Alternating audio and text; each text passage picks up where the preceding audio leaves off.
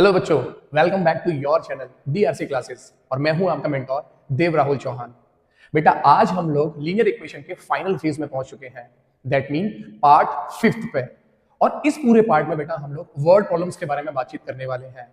थोड़ी सी वीडियो आपकी लेंथी हो सकती है बट कोई बात नहीं, स्टेटमेंट से रिलेटेड के क्वेश्चंस सारे के सारे हम पूरे इस वीडियो में कवर अप करने वाले हैं। So let's get begin. अब बेटा हम लोग बढ़ चुके हैं लीनियर इक्वेशन के बिल्कुल फाइनल सेगमेंट की तरफ, और जो ये क्वेश्चंस हैं हमारे वो वर्ड प्रॉब्लम्स हैं, और वर्ड प्रॉब्लम्स लीनियर इक्वेशन की बहुत सारी पूछी जाती हैं। तो बेटा मैंने सेगमेंट्स बनाए हुए हैं, उन सेगमेंट्स के हिसाब से दो दो या तीन तीन प्रॉब्लम्स मैं आप लोगों के लिए लेके आया हूं, उनको किस तरीके से सॉल्व करना है। अब इस फेज में हम लोग उन प्रॉब्लम्स के बारे में क्या करेंगे, डील करने वाले हैं। इसमें पहला क्वेश्चन जो दे रखा है बेटा, 5 chairs and 4 tables together cost rupees 5600, while 4 chairs and 3 tables together cost rupees 4340. Find the cost of a chair and that of a table. सबसे पहले बेटा जिस चीज के बारे में हमको वो निकालने के लिए बोल रहा है हम उसको लेट करेंगे। Let the cost of a chair be x and cost of a table b y। तो ध्यान से समझने की कोशिश करिए। यहां पे बेटा चेयर कितनी है, 5 चेयर है। यहां हम लोगों ने चेयर को कितना माना है, x माना हुआ है। तो अगर हम इक्वेशन बनाएंगे बेटा यहां पे यहां लिखेंगे अकॉर्डिंग टू कंडीशन, ये कितनी चेयर है हमारे पास में 5, तो हमने कितना लिखा 5x, और ये टोटल कॉस्ट दे रखी है कितने की, 5 चेयर्स की और 4 टेबल्स की। तो मैंने यहां लिखा plus 4y is equal to total cost कितनी है 5600, और ये बेटा हमारी क्या हो गई पहली इक्वेशन। वहीं अगर दूसरी इक्वेशन की तरफ चलेंगे तो 4 चेयर्स है हमारी, तो कितना हो जाएगा 4x प्लस टेबल कितनी है हमारे पास में 3, तो ये 3y हो गया, और इन दोनों की कॉस्ट कितनी दे रखी थी 4340, और ये हो गई इक्वेशन सेकंड। अब आप लोगों को बहुत अच्छी तरीके से पता है कि जब ये दोनों इक्वेशंस हमारे पास में होती हैं तो हम एलिमिनेशन मेथड यूज कर सकते हैं या फिर सब्स्टिट्यूशन मेथड यूज कर सकते हैं, जो भी वैल्यू निकालेंगे। और यहाँ पे किसकी वैल्यू निकलेगी, x की निकलेगी। तो x हम लोगों ने क्या मान के रखा हुआ है, चेयर की कॉस्ट मान के रखी हुई है, और अगर y की वैल्यू निकलती है तो वो वैल्यू किसकी है, टेबल की। मैं यहाँ पे लगा रहा हूँ एलिमिनेशन मैथड। यहाँ 5 है, मैंने सेकंड वाली इक्वेशन में 5 का मल्टीप्लाई करना है, और पहली वाली इक्वेशन में कितना करना है 4 का। एक लाइन यहाँ बीच में लिखनी होती है, वो लिखने का काम आपका है, मैं डायरेक्टली आपको सॉल्व करके बताता हूँ। 5 4 से कितना हो गया 20, 4 4 से कितना हो गया 16y इज इक्वल टू 00 को 00, 6 4 से कितना हो गया 24 कैरी 2, 5 4 से 20 और 2 22।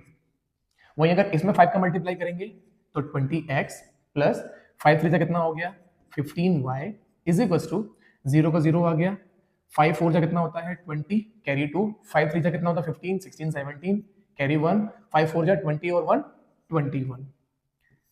अब याद करिए जब हम लोग x और y की वैल्यू को निकालना सीख रहे थे, मैंने क्या कहा था, जो आपने एलिमिनेट करना है उनके कोफिशिएंट्स को सेम करना है, और कोफिशिएंट्स अगर दोनों आपके प्लस में या दोनों को माइनस में होंगे तो हम लोग यहाँ क्या करेंगे बेटा, सब्ट्रैक्ट करेंगे। तो मैंने यहाँ जब सब्ट्रैक्ट किया तो ये प्लस का है तो ये माइनस का हो गया, ये प्लस का है ये माइनस का, ये प्लस का ये माइनस का, तो हमारा सिंपली ये कट गया।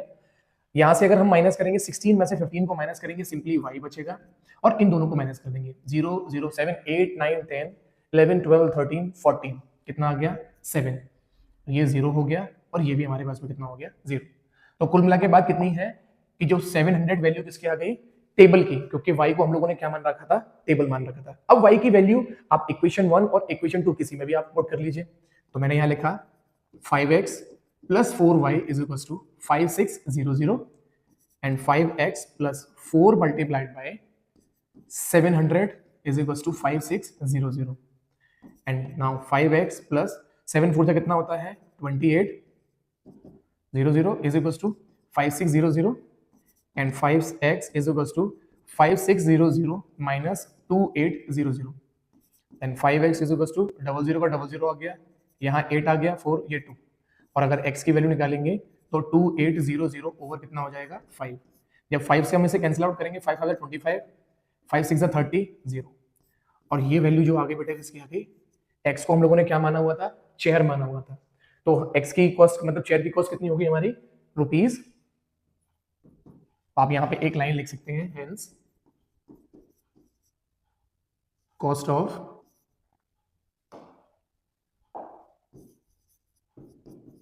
ऑफ अ चेयर कितनी है, ₹560 एंड अ टेबल ₹700। और ये हमारा क्या हो गया बेटा, आंसर। इस तरीके से जो भी जर्नल इक्वेशंस आपको निकालनी होगी, और जब ये कोई भी वर्ड प्रॉब्लम दे रखी होगी, ये जो पर्टिकुलर वर्ड प्रॉब्लम जो सेगमेंट जो चल रहा है वो रियल लाइफ पे बेस्ड ये प्रॉब्लम्स हैं, और जब इनको जब सॉल्व करते हैं तो दो चीजों के बारे में बेटा यहाँ पे बातचीत की जाएगी। जैसे कि यहाँ टेबल के बारे में बात की है और किसके बारे में बात की है, चेयर के बारे में बात की है। तो इन दोनों की जो कॉस्ट का जो सम है वो कितना दे रखा था हम लोगों को, 5600। तो 5 चेयर्स थी, तो एक चेयर की कॉस्ट कितनी मान ली हम लोगों ने, x मान ली। तो 5 चेयर की कॉस्ट कितनी हो जाएगी, 5x, तो ये लिखी हुई है। दूसरा, एक टेबल की कॉस्ट हम लोगों ने कितनी मानी हुई है, y, तो 4 टेबल की कॉस्ट कितनी हो जाएगी, 4y, तो ये 4y आ गया इज इक्वल टू, और इन दोनों का ही तो कॉम्बिनेशन हमें दे रखा है 5600, तो हम लोगों ने वो वैल्यू रखी है। बिल्कुल इसी तरीके से 4 चेयर की जो कॉस्ट है वो कितनी दे रखी है, आई मीन वो एक को हम लोगों ने x मान लिया है, तो 4 चेयर की कॉस्ट कितनी हो गई, 4x। बिल्कुल उसी तरीके से 3 टेबल की कॉस्ट, एक टेबल की कॉस्ट कितनी है, y, तो 3 टेबल की कॉस्ट कितनी हो गई हमारी, 3y इज इक्वल टू कितना है, 4340। दो इक्वेशंस हम लोगों को बनानी है, और तभी सारी की सारी प्रॉब्लम्स हमारी क्या हो पाएंगे, सॉल्व हो पाएंगे। आगे चलते हैं बेटा। बेटा जिस तरीके से अभी हम लोगों ने टेबल और चेयर का क्वेश्चन किया था, बिल्कुल उसी सेगमेंट पे ये सेम क्वेश्चन दे रखा है। The cost of 5 pen and 8 pencil is 120 while the cost of 8 pens and 5 pencil is ₹153। आप कॉस्ट निकालनी है आपको एक पेन और एक पेंसिल की। तो मैंने क्या कहा था वहां पे कि जो आपको फाइंड आउट करना हो आप सबसे पहले क्या करेंगे, उसी को लेट करेंगे। तो मैंने यहां लेट कर लिया, let cost of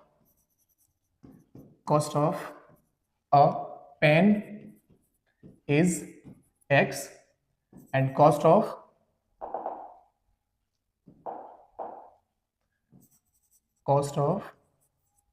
a pencil b y। अब बहुत ध्यान से समझिए, एक पेन की कॉस्ट कितनी है x, तो हमारे पास में यहां कितने पेन है, 5 पेन है, तो 5 पेन की कॉस्ट कितनी हो जाएगी, 5x। और एक पेंसिल की कॉस्ट कितनी है हमारे पास में, y, तो 8 पेंसिल की कॉस्ट कितनी होगी हमारे पास में, 8y। और इन दोनों का टोटल हमें कितना दे रखा है, 120, तो प्लस इज इक्वल टू कितना हो गया, 120। ये हमारी इक्वेशन 1।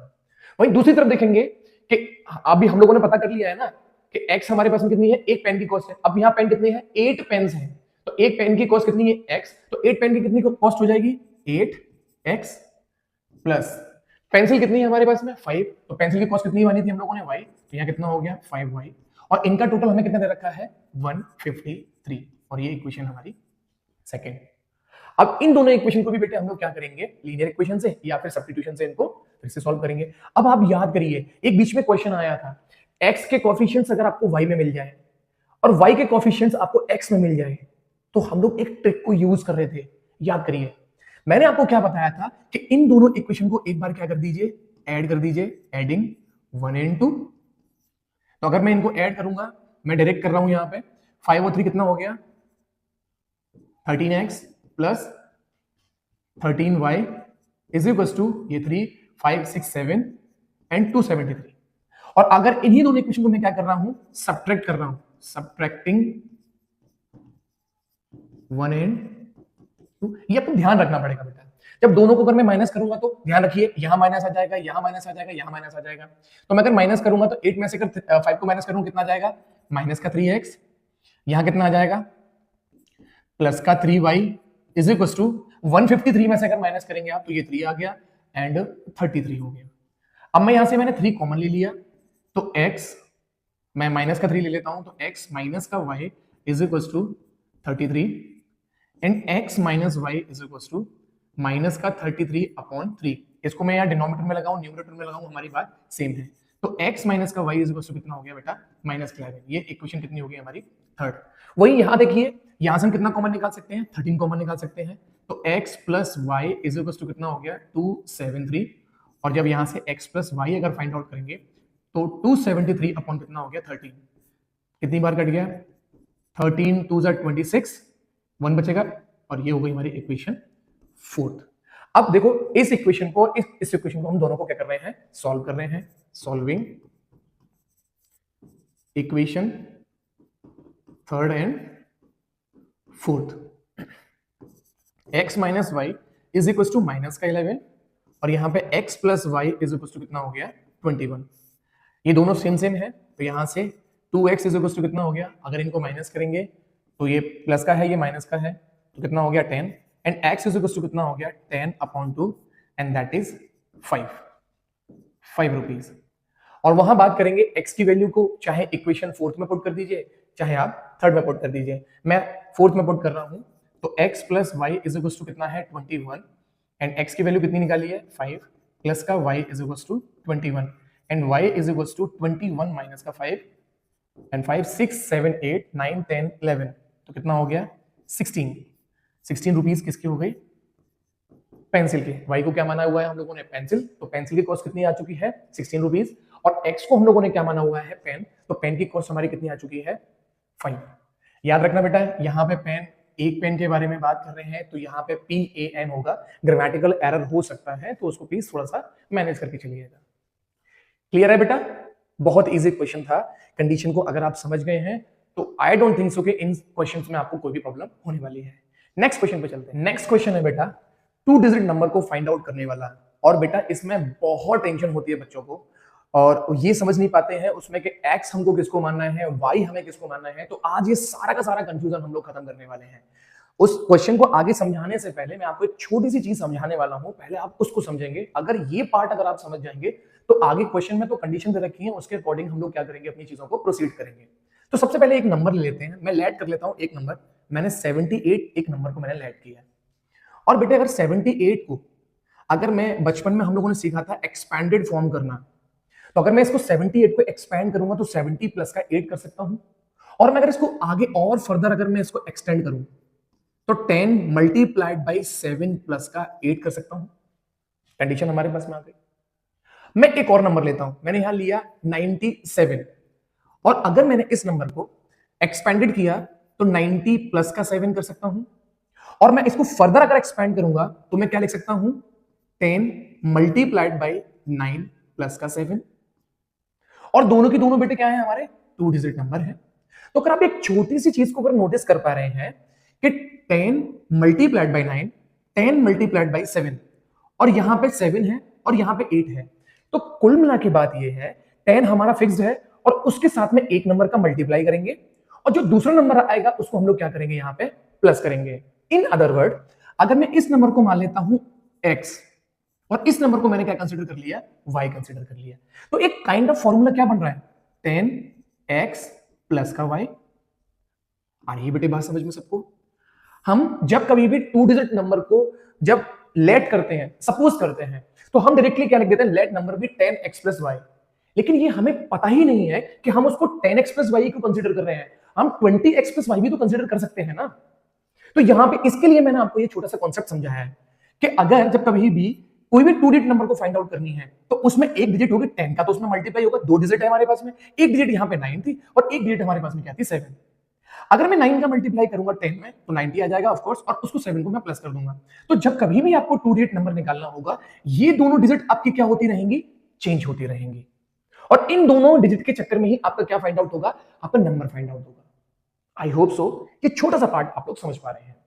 अगर मैं यही बात करता हूं 97 का उल्टा कर देता हूं मैं 79 और मैंने फिर से इसको क्या किया एक्सपेंड किया तो 70 प्लस का 9 कर सकता हूं। और मैं जब 70 को अगर बाइफरकेट करूंगा दोबारा से तो 10 मल्टीप्लाइड बाई 7 प्लस का 9। अब आप ध्यान से देखिए इस वाले पार्ट को, यहां कितना था, यहां 9 था और यहां 7 था। 9 को हम लोगों ने क्या माना था x माना था और यहां पे 7 को हम लोगों ने क्या माना था y। इनको डेट को चेंज करके देख लीजिए तो यहां कितना आएगा 10y प्लस का x। यहां 79 था या 97 है, 97 का ही तो रिवर्स नंबर है 79। तो आपने चीज को नोटिस किया, इसको और इसको हमने नोटिस किया।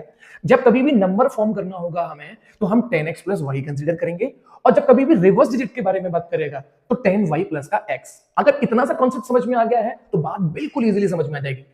यहां डिजिट कौन कौन सी बेटे, या 97 में आप मुझे डिजिट बताइए। 97 में डिजिट है, एक डिजिट है इसमें हमारे पास में 9 और दूसरी डिजिट हमारे पास में कितनी है 7। इन दोनों के ही कॉम्बिनेशन तो हमारे नंबर बना है 97। तो आप अगर इससे इसको कंपेयर कर रहे हैं तो देखो 9 यहां पे कितना था x, और ये कौन से स्लॉट पे दे रखा है, 10th प्लेस पे दे रखा है। तो सबसे पहली लाइन बेटे हम लोग क्या लिखेंगे, let x be the 10th place number, और y जो है वो हमारे पास में कौन सा हो गया, 1st प्लेस पे हो गया, 1st प्लेस पे नंबर हो गया। और अगर नंबर फॉर्म होगा, अब आप इसको लिखेंगे then number be 10x plus का y। और अगर इसको रिवर्स नंबर करेंगे तो बेटा रिवर्स कितना हो जाएगा, 10y प्लस का x। इस पूरे कॉन्सेप्ट को समझाने का मेरा सेंस सिर्फ और सिर्फ इतना था कि हम बात बात पे जब कभी भी 2 डिजिट नंबर फाइंड आउट करना होता है हम 10x प्लस y मान लेते हैं, जब कभी भी रिवर्स नंबर के बारे में बात कर रहे होते हैं तो 10y प्लस का x सिलेक्ट कर लेते हैं, लेकिन कभी 20x प्लस y क्यों नहीं करते, या 100x प्लस y क्यों नहीं करते, या 23 या 25 या 30 ये क्यों नहीं करते। तो उसके पीछे का कॉन्सेप्ट ये छोटा सा कॉन्सेप्ट है बेटा, अगर ये कॉन्सेप्ट समझ जाओगे तो काम हो जाएगा। अब मैं चलता हूं अपने क्वेश्चन पे। अब देखिए क्वेश्चन में उसमें क्या बोला हुआ है कि एक नंबर है, नंबर मतलब 10x प्लस y, एक नंबर है जिसमें हमारे पास में 2 डिजिट्स हैं और उन डिजिट का सम कितना है 10। अब आप ध्यान से देखिए, एक डिजिट हमारे पास में x है और दूसरी डिजिट हमारे पास में कितना है y। तो अकॉर्डिंग टू कंडीशन उसने क्या बोला हुआ है, अकॉर्डिंग टू क्वेश्चन उसने डिजिट के सम को कितना दे दिया है, उसने 10 दे दिया है। तो मैं यहां लिख सकता हूं x plus y is equal to 10, और ये हो गई हमारी इक्वेशन फर्स्ट। फुल स्टॉप तक एक कंडीशन हमारी बन गई। अब उसने क्या बोला, if 18 is subtracted from the number, number कौन सा है बेटा, नंबर हमारा है 10x प्लस y। अगर 18 सब्ट्रैक्ट किया गया नंबर में से, नंबर कितना है 10x प्लस का y, इसमें से 18 को अगर माइनस किया गया तो क्या हो रहा है, the digits interchange their places. Interchange बोले रिवर्स बोले तो उन दोनों का मतलब बेटा क्या है, 10y प्लस का x है, मतलब ये y x के प्लेस पे आ जाएगा और x y के प्लेस पे आ जाएगा। तो यहां मैंने क्या लिख दिया 10y प्लस का x, और ये बेटा क्या बन गई हमारी दूसरी इक्वेशन बन गई। क्लियर है, दोबारा बता रहा हूं मैं, if 18 is subtracted from the number, number हमारा कौन सा है 10x प्लस y, इसमें से 18 को माइनस करना है, तो हुआ क्या, the digits interchange their positions और प्लेसेस। तो डिजिट जो थी हमारी, जो 10x प्लस y थी, वो y की जगह पे x आ जाएगा और x की जगह पे क्या आ जाएगा y, और यही तो हमारे पास में रिवर्स नंबर था। तो मैंने एक इज इक्वल में 10y प्लस का x रख दिया। अब हल्का से इसको सॉल्व कर लेंगे। देखिए 10x, यहां से अगर मैं इस x को उठाऊंगा तो यहां माइनस का x हो जाएगा, प्लस का y, इस y को अगर मैं इधर लेके आ रहा हूं तो माइनस का y हो जाएगा, इस 18 यहां माइनस का है, अगर मैं इसको वहां लेके गया तो कितने का हो गया 18 प्लस का हो गया। अब इन दोनों को जब मैं सॉल्व करूंगा तो 9x माइनस का 9y इज इक्वल टू कितना हो गया 18, दोनों में से 9 कॉमन आ रहा है, तो मैंने यहां से निकाला x माइनस का y is equal to 18, and x minus y is equal to कितना हो गया, 9 से कितनी बार कट रहा है ये 2 टाइम्स, और इसको इक्वेशन दे दिया मैंने थर्ड इक्वेशन। अब आपके पास में पूरी चॉइस है इक्वेशन 1 और इक्वेशन 2 को, कि जिस तरीके से भी आपको सॉल्व करना है आप उस तरीके से सॉल्व कर सकते हैं। मैंने यहां पे लिया now from equation 1 and 2, x plus y is equal to 10 and x minus y is equal to कितना हो गया 2। मुझे दोनों को सॉल्व करना है, मैंने दोनों को कट कर दिया, यहाँ कितना बचा 2x, और जब मैं इन दोनों को प्लस करूंगा बेटा कितना हो जाएगा 12, and x is equal to कितना हो गया 12 ओवर 2 दैट इज 6। अब ये 6 की वैल्यू मैं इक्वेशन 1 में भी पुट कर सकता हूं और इक्वेशन 3 में भी पुट कर सकता हूं। मैं पहली वाली में पुट कर रहा हूं, देखिए x plus y is equal to कितना है 10, x की वैल्यू है 6, तो 6 plus y is equal to कितना हो गया 10, and y is equal to कितना हो गया 10 माइनस का 6, then y is equal to कितना हो गया 4। अभी हमारा नंबर नहीं निकला है, सिर्फ डिजिट्स आ चुकी हैं हमारी। अब ध्यान से देखिए, बस एक छोटी सी लाइन और लिखनी नहीं है यहां पे, therefore the required number be, number कितना माना था हम लोगों ने 10x प्लस y, तो 10x प्लस का y, तो 10 मल्टीप्लाइड बाई x की वैल्यू कितनी आई है हमारे पास में 6, प्लस y की वैल्यू कितनी आई है हमारे पास में 4, तो 10 6 कितना होता है 60, एंड 60 प्लस 4 कितना हो गया 64। तो जो नंबर बेटा आया हमारा वो कितना आया 64, और यही हमारा क्या है आंसर है। पूरे क्वेश्चन को बिल्कुल इसी तरीके से एक एक स्टेप में आपको सॉल्व करना है, एक भी स्टेप को स्किप मत करना। जो मैंने अभी आपको यहां सिखाया था कि 10x + y क्यों है, वो आपका पूरा रफ वर्क था, वो मुझे आपको समझाना था, इस वजह से मैंने आपको समझाया। उसको लिखने की बिल्कुल जरूरत नहीं है, लेकिन यहां से एक एक पार्ट आपको लिखना है। और इस तरीके से अगर आप क्वेश्चन को सॉल्व करेंगे बेटा, बिलीव मी, आपके 1 मार्क्स नहीं मैं कटने दूंगा। थोड़ा सा भरोसा आपको मुझ पर करना होगा। क्लियर है बेटा? आगे चलते हैं बेटे अगले क्वेश्चन की तरफ। अब बेटा जो अगला क्वेश्चन दे रखा है, the sum of two numbers is 80 if the larger number exceed 4 times the smaller number by 5, find the number. अब यहां पे 2 डिजिट नंबर के बारे में बेटा बातचीत नहीं कर रहा है, कोई भी 2 नंबर है और एक नंबर बड़ा है और एक नंबर क्या है आपका छोटा है। तो सबसे पहले हम लोगों ने क्या मान लिया, लेट करेंगे, लेट स्मॉलर नंबर हम लोगों ने क्या मान लिया है, smaller number be y and जो ग्रेटर नंबर है, ग्रेटर नंबर बी x।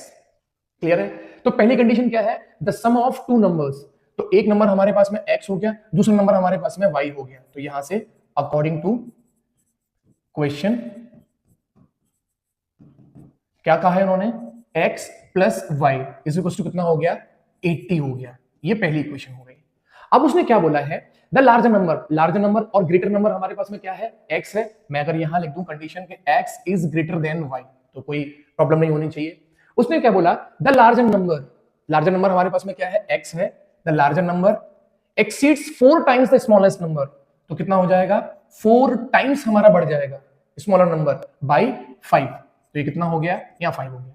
इसको अगर मैं इधर लेके आऊंगा तो x माइनस का 4y इज इक्वल टू कितना हो गया, 5। और ये इक्वेशन क्या हो गई हमारी, सेकंड। अब पहली वाली इक्वेशन को और सेकंड वाली इक्वेशन को दोनों को आप सॉल्व करिए। देखिए मैं दोनों को सॉल्व करता हूं, x + y is equal to कितना हो गया, 80 और x minus 4y is equal to कितना हो गया, 5। मुझे मालूम है कि x के हमारे कोएफिशिएंट्स हैं वो है ही नहीं उसमें और सेम सेम है, तो यहाँ माइनस हो गया, यहाँ प्लस और यहाँ माइनस, ये दोनों कैंसिल आउट हो जाएगा। और ये इन दोनों को प्लस करेंगे, 4 + 1 कितना हो गया, 5y। और अगर इसमें से अगर मैं 5 माइनस कर दूंगा कितना जाएगा, 75। और y की वैल्यू अगर मैं निकालूंगा तो 75 अपॉन कितना हो गया, 5। तो 5 1 जा 5 6 7 और 5 5 से कितना हो गया, 25। तो y की वैल्यू बेटे कितनी हो गई, 15, जो कि नंबर हमारे पास में छोटा है। अगर ये 15 वैल्यू हम इक्वेशन 1 और इक्वेशन 2 में किसी भी वैल्यू पुट कर दें तो हमारी दूसरी वैल्यू निकलने वाली है। देखिए मैं पुट कर रहा हूं वैल्यू, तो मैंने लिखा यहां से putting y is equal to 15 in equation, कौन सी वाली इक्वेशन में, फर्स्ट वाली में मैं पुट कर रहा हूं। तो x + y is equal to कितना है हमारे पास में, 80 and x + 15 is equal to कितना हो गया, 80 and x is equal to 80 minus का 15। तो x इज इक्वल टू यहाँ 5 आ गया, 7 में से 1 को माइनस करें कितना हो गया, 65 हो गया। एक आंसर बेटे हमारे पास में 15 हो गया और एक हमारे पास में आंसर कितना हो गया, 65 हो गया। कितना इजी क्वेश्चन था। 2 नंबर निकालने थे, एक नंबर आपका बड़ा था उसमें से, एक नंबर आपका छोटा था। उसने बोला था कि जो छोटा नंबर जो है वो 4 टाइम्स है, तो हम लोगों ने x इज इक्वल टू कितना हो गया, 4 टाइम्स कर दिया और 5 क्या है वो बढ़ा भी हुआ है। तो एक्सीड का मतलब कितना होता है, प्लस, तो मैंने +5 कर दिया। जो क्वेश्चन बोल रहा है उसी के हिसाब से हमें अपनी इक्वेशन को फ्रेम आउट करना है, और जितनी अच्छी तरीके से हम इक्वेशन को फ्रेम आउट कर देंगे उतनी ही इजीली हमारे आंसर्स निकलना स्टार्ट हो जाएंगे। नेक्स्ट क्वेश्चन बेटे, अगला हमारे पास में क्वेश्चन है, the sum of two numbers is 8 and the sum of their reciprocal is 8/15, find the number. अब देखो ध्यान से, 2 नंबर है हमारे पास में, तो मैं सबसे पहले लेट कर लेता हूं, let number be x and y। उसने उनको प्लस करने के लिए कहा है, तो मैंने क्या कर दिया, x + y is equal to कितना हो गया, 8। ये हमारी पहली कंडीशन हो गई। अब उन्होंने क्या बोला हुआ है, the sum of their reciprocal, इनके रेसिप्रोकल के, तो 1/x + 1/y is equal to कितने दे रखा है, 8/15। ये इक्वेशन कौन सी हो गई, सेकंड। और आपको निकालना क्या है, नंबर आपको फाइंड आउट करना है। अब देखिए यहां पे वैसे तो x हमारे पास में किस में आ चुका है, ये दोनों के दोनों डिनोमिनेटर में आ चुका है, तो आपको याद होगा कि इनको हम लोग लेट करते थे, तो आप लेट भी कर सकते हैं। लेकिन मैं यहां से क्या करूंगा, x की वैल्यू यहां से निकाल देता हूं, सब्स्टिट्यूशन मेथड लगा रहा हूं। 8 माइनस का कितना हो चुका है हमारा, y, और ये वैल्यू मैं पुट कर रहा हूं इस सेकंड वाली इक्वेशन में, 1/8 माइनस का y plus 1/y is equal to कितना हो गया, 8/15। 15। इन दोनों का बेटे अगर मैं एलसीएम लूंगा तो कितना आ जाएगा y, 8 माइनस का y इज इक्वल टू 8/15। और जब मैं 8 इससे मैं इसको डिवाइड करूंगा तो ऊपर कितना आ जाएगा हमारे पास में y आ जाएगा प्लस, और यहाँ y से अगर मैं y को कैंसिल आउट कर दूंगा तो ऊपर कितना आ जाएगा 8 माइनस का y।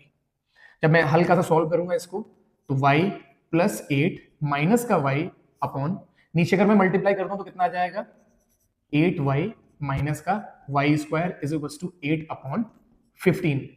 ये y से ये y हमारा कैंसिल आउट हो गया और कितना आ रहा है 8 बचा ऊपर अपॉन 8y माइनस का y square is equal to 8/15। अब बेटे हम लोग क्या करेंगे, यहां से क्रॉस मल्टीप्लाई करेंगे। जब क्रॉस मल्टीप्लाई करेंगे तो 8 कितना हो जाएगा -8y स्क्वायर प्लस 8 8 जा 64 इज इक्वल टू 120। 15 8 जा कितना होता है 120। और अगर मैं यहां से माइनस को कॉमन ले लूं तो माइनस का 64 इज इक्वल टू माइनस का 120, और जब इसको शिफ्ट करेंगे तो 8y स्क्वायर, और कॉमन भी निकाल लेता हूं यहां से, मैं अभी शिफ्ट नहीं कर रहा हूं, अभी मैं यहां से कॉमन निकाल रहा हूं। और अगर मैं यहां से 8 कॉमन निकाल रहा हूं तो यहां कितना बचेगा y स्क्वायर माइनस का 8 इज इक्वल टू माइनस का 120 एंड y स्क्वायर माइनस का 8y आएगा बेटा यहाँ पे 64y is equal to minus का 120 ओवर 8।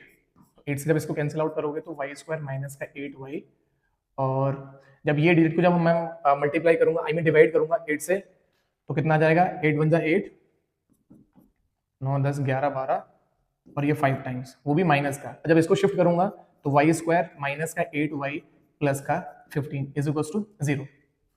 अब मुझे क्या करना है बेटा, क्वाड्रेटिक इक्वेशन हमारी बन चुकी है, और क्वाड्रेटिक इक्वेशन को 15 के अगर हम फैक्टर करेंगे तो बेटे कितना आ जाएगा 15 के फैक्टर 3 इंटू 5, और इनको प्लस करके मुझे क्या लेके आना है 8 लेके आना है। तो देखिए y स्क्वायर माइनस 5 प्लस का 3y प्लस का 15 is equal to 0, and y square minus का 5x माइनस का 3y प्लस का 15 is equal to 0, and sorry यहाँ पे x नहीं आना है, यहाँ बेटे y आना है, वो आदत पड़ चुकी है ना। तो दोनों में y अगर मैं कॉमन लूंगा तो y माइनस का 5 माइनस का 3 कॉमन ले लिया तो y माइनस का 5 इज इक्वल टू 0, तो y माइनस का 5 इज इक्वल टू 0 हो गया, एंड y माइनस का 3 इज इक्वल टू 0। तो y इज इक्वल टू कितना हो गया हमारे पास में यहाँ 5, and y is equal to कितना हो गया 3। अब दोनों ही वैल्यू हमारे पास में पॉजिटिव आई है। अब किसी भी वैल्यू को आप यहाँ वैल्यू पुट कर सकते हैं, and x is equal to कितना आ जाएगा 8 माइनस का, पहले मैं 5 वैल्यू पुट करता हूं तो कितना आ गया 3 आ गई x की वैल्यू, और इसी की जगह पे अगर मैं वैल्यू दोबारा दूसरी पुट करता हूं 8 माइनस y की वैल्यू कितनी आई है अगली 3, तो यहाँ पे x की वैल्यू कितनी आ चुकी है 5। तो ये दोनों हमारे पास में क्या हो चुकी हैं वैल्यूज आ चुकी हैं। एक वैल्यू हमारे पास में आ गई x की वैल्यू 3, और दूसरी कितनी आ गई x की वैल्यू 5, और यहाँ y की वैल्यू 5 और y की वैल्यू 3। इस तरीके से ये दोनों वैल्यू हमारी क्या हो जाएंगी फाइंड आउट हो जाएंगी। आगे चलें बेटा, अगला पार्ट है बेटा न्यूमरेटर और डिनोमिनेटर पे बेस्ड। तो सबसे पहले बेटा हमको ये पता होना चाहिए कि न्यूमरेटर अपॉन डिनोमिनेटर, एक फ्रैक्शन को जब कभी भी आप लिखते हैं तो उसमें न्यूमरेटर ये ऊपर वाला पार्ट होता है और डिनोमिनेटर ये नीचे वाला पार्ट होता है। मुझे भी कंफ्यूजन होता था कि न्यूमरेटर कौन सा है डिनोमिनेटर कौन सा है, तो मैंने ये याद करके रखा था नाना अपॉन दादा। तो जो नाना है वो रहेंगे फर्स्ट फ्लोर पे और दादा जो रहेंगे वो रहेंगे ग्राउंड फ्लोर पे। तो इस तरीके से मैंने इसको फ्रैक्शन को न्यूमरेटर और डिनोमिनेटर को मैंने याद किया हुआ था। खैर इसको साइड में रखते हैं। अब क्वेश्चन हमें दे रखा है अ फ्रैक्शन बिकम 4/5। तो अब फ्रैक्शन में एक न्यूमरेटर होगा और एक डिनोमिनेटर होगा। तो सबसे पहले हम इनको लेट कर लेते हैं, लेट न्यूमरेटर बी x और हमारे पास में डिनोमिनेटर वो कितना हो चुका है y। तो अगर हम बात करते हैं यहां से फ्रैक्शन के बारे में तो फ्रैक्शन कितना हो जाएगा x अपॉन y। अब बहुत ध्यान से समझने की कोशिश करिए, उसने क्या बोला है अब फ्रैक्शन बिकम 4/5। अब यहां से अकॉर्डिंग टू क्वेश्चन उसने क्या कहा है एक फ्रैक्शन 4/5 हो चुका है। कब? If one is added both numerator and denominator. Fraction हमारे पास में ये है, ये न्यूमरेटर है हमारे पास में, तो ये x plus 1 upon y plus 1। ध्यान से देखिए कि उसमें क्वेश्चन में स्टेटमेंट में क्या बोला हुआ है, अगर एक ऐड कर दिया गया है किसमें, न्यूमरेटर में और डिनोमिनेटर में। ध्यान से देखो, न्यूमरेटर को हम लोगों ने क्या माना हुआ है x, और डिनोमिनेटर को क्या माना हुआ है हम लोगों ने y, और फ्रैक्शन को किस तरीके से रखते हैं x अपॉन y। तो अगर न्यूमरेटर में डिनोमिनेटर में हम लोगों ने 1 1 को प्लस कर लिया है, तो फ्रैक्शन कितना बन चुका है 4 अपॉन 5। अगर बेटा मैं यहां से क्रॉस मल्टीप्लाई करूंगा तो एक इक्वेशन बन जाएगी, देखो ध्यान से, 5x प्लस का 5 is equal to 4y plus का 4। x और y को एक तरफ रख लेते हैं और नंबरों को एक तरफ रख देते हैं। ये 5 को अगर मैं वहां लेके जाऊंगा तो 4 माइनस का 5, तो यहां कितना हो गया 5x माइनस का 4y is equal to minus का 1, और इसको आपने इक्वेशन 1 कंसीडर कर दिया। दूसरी कहानी, if however 5 is subtracted from both numerator and denominator. अब अगली जो कंडीशन दी है उसने, मैं यहां लिख देता हूं केस 2, और यहां कितना था केस फर्स्ट के अकॉर्डिंग। अब उसने क्या बोला है कि 5 सब्ट्रैक्ट करना है न्यूमरेटर में से भी और डिनोमिनेटर में से भी। तो न्यूमरेटर को हम लोगों ने कितना माना हुआ है x, तो x minus 5 upon y minus का 5। तो फ्रैक्शन कितना बन गया हमारा 1/2। तो ये कितना हो गया 1/2। यहां भी बेटे मैं क्रॉस मल्टीप्लाई कर रहा हूं और देखिए हमारी इक्वेशन बनेगी, यहां से कितना हो गया 2x और 5 टू से कितना हो गया 10 is equal to y minus का 5। तो ये 2x माइनस का 5 इज इक्वल टू ये 10, यहां से शिफ्ट करेंगे राइट हैंड साइड में, या माइनस का तो वहां प्लस का हो जाएगा माइनस का 5, एंड 2x माइनस का y इज इक्वल टू कितना हो गया 5, एंड दैट इज इक्वेशन 2। अब फर्स्ट और सेकंड दोनों इक्वेशन को क्या कर लेंगे हम लोग, सॉल्व कर लेंगे। तो देखिए 5x minus 4y is equal to minus का 1 एंड 2x माइनस का y इज इक्वल टू 5। तो अगर मैं सेकंड वाली इक्वेशन को अगर मैं इक्वेट करूं या फर्स्ट वाली को, तो देखिए मैं मल्टीप्लाई कर दे रहा हूं यहां पे, ये जो इक्वेशन थी इस वाली इक्वेशन में मैं मल्टीप्लाई कर रहा हूं 2 का, और इस वाली इक्वेशन में मैं मल्टीप्लाई कर रहा हूं 5 का। तो देखिए इक्वेशन क्या निकल के आएगी 10x माइनस 4 टू से कितना होता है 8y इज इक्वल टू कितना हो गया माइनस का 2, 5 टू से कितना होता है 10x minus 5y is equal to 25। दोनों को फिर से मैंने इक्वेट कर दिया, कैंसिल आउट हो गया। यहाँ कितना आएगा माइनस का 3y is equal to minus का 27, ये भी माइनस का 25 है, माइनस का 2 है, माइनस से माइनस कैंसिल आउट हो जाएगा, y is equal to 27/3, and y की वैल्यू कितनी आ गई 9। अब ये y की वैल्यू आपको इक्वेशन फर्स्ट में पुट करनी है तो फर्स्ट में पुट कर लीजिए, सेकंड में पुट करनी है तो सेकंड में पुट कर लीजिए। मैं किस में पुट कर रहा हूं, सेकंड में पुट कर रहा हूं। देखिए ध्यान से 2x माइनस का 9 इज इक्वल टू 5। अब मैं 9 को शिफ्ट करूंगा तो 2x इज इक्वल टू कितना हो जाएगा 5 प्लस का 9, and 2x is equal to कितना हो जाएगा 14, and x is equal to कितना हो जाएगा 7। x इज इक्वल टू कितना हो गया 7 हो गया हमारा। हमको निकालने के लिए उसने क्या बोला हुआ था फ्रैक्शन, और बेटा फ्रैक्शन हम लोगों ने क्या माना हुआ था x अपॉन y। तो x की वैल्यू कितनी आई है हमारी 7, तो मैंने यहाँ 7 लिख दिया, और y की वैल्यू कितनी निकल के आई है ध्यान से देखिए 9। तो 7 अपॉन 9 हमारे पास में क्या हो गया रिक्वायर्ड फ्रैक्शन, और यही हमारा क्या हो गया आंसर हो गया बेटा। बस छोटी सी चीज है, बस उसको आपको समझना है कि न्यूमरेटर और डिनोमिनेटर, जो मैंने आपको एक ट्रिक सिखाई है कि नाना आपके फर्स्ट फ्लोर पर रहेंगे और दादा आपके ग्राउंड फ्लोर पर रहेंगे, तो इसमें कभी कंफ्यूजन नहीं होगा। मैं कंफ्यूजन में होता था कि न्यूमरेटर आखिरकार कौन सा होता है, फ्रैक्शन के ऊपर वाला जो होता है वो न्यूमरेटर होता है या डिनोमिनेटर होता है। तो मैंने उसके लिए ट्रिक अपनी तैयार करके रखी हुई थी, आपको जिस तरीके से भी याद होता हो आप उस तरीके से उसको याद कर सकते हैं। न्यूमरेटर को मैंने x मान लिया, डिनोमिनेटर को मैंने y मान लिया। अगर इनके हिसाब से अगर फ्रैक्शन को देखा जाए तो x अपॉन हमारा क्या हो जाएगा y हो जाएगा। अब जैसा जैसा क्वेश्चन में हमें उसने कहा था बिल्कुल उसी तरीके से हमने अपने क्वेश्चन को मोल्ड आउट किया है। उसने बोला था कि फ्रैक्शन आपका 4/5 हो गया है, कब हो गया है जब दोनों में न्यूमरेटर में और डिनोमिनेटर में किसको प्लस किया गया है 1 1 को प्लस किया गया है। तो न्यूमरेटर हमारे पास में यहाँ पे कितना था x था, तो x में +1 कर दिया, और डिनोमिनेटर में कितना प्लस करना था 1, तो भी दोनों में प्लस करना है। तो कितना आ गया फ्रैक्शन 4/5। जब क्रॉस मल्टीप्लाई करेंगे तो एक ये इक्वेशन आ गई। दूसरी कंडीशन को उसने क्या बोला था, if 5 is subtracted from both numerator and denominator, 5 को दोनों में से हम लोगों ने क्या कर दिया माइनस कर दिया, तो क्रॉस मल्टीप्लाई करेंगे ये दूसरी इक्वेशन आ गई, और दोनों इक्वेशन को हम लोगों ने क्या कर लिया सॉल्व कर लिया, और जो रिक्वायर्ड फ्रैक्शन था वो कितना था 7/9। अगला क्वेश्चन जो दे रखा है बेटा वो भी बिल्कुल इसी पे बेस दे रखा है, न्यूमरेटर और डिनोमिनेटर के ही हिसाब से, बस एक छोटी सी कंडीशन को बस चेंज कर दिया है।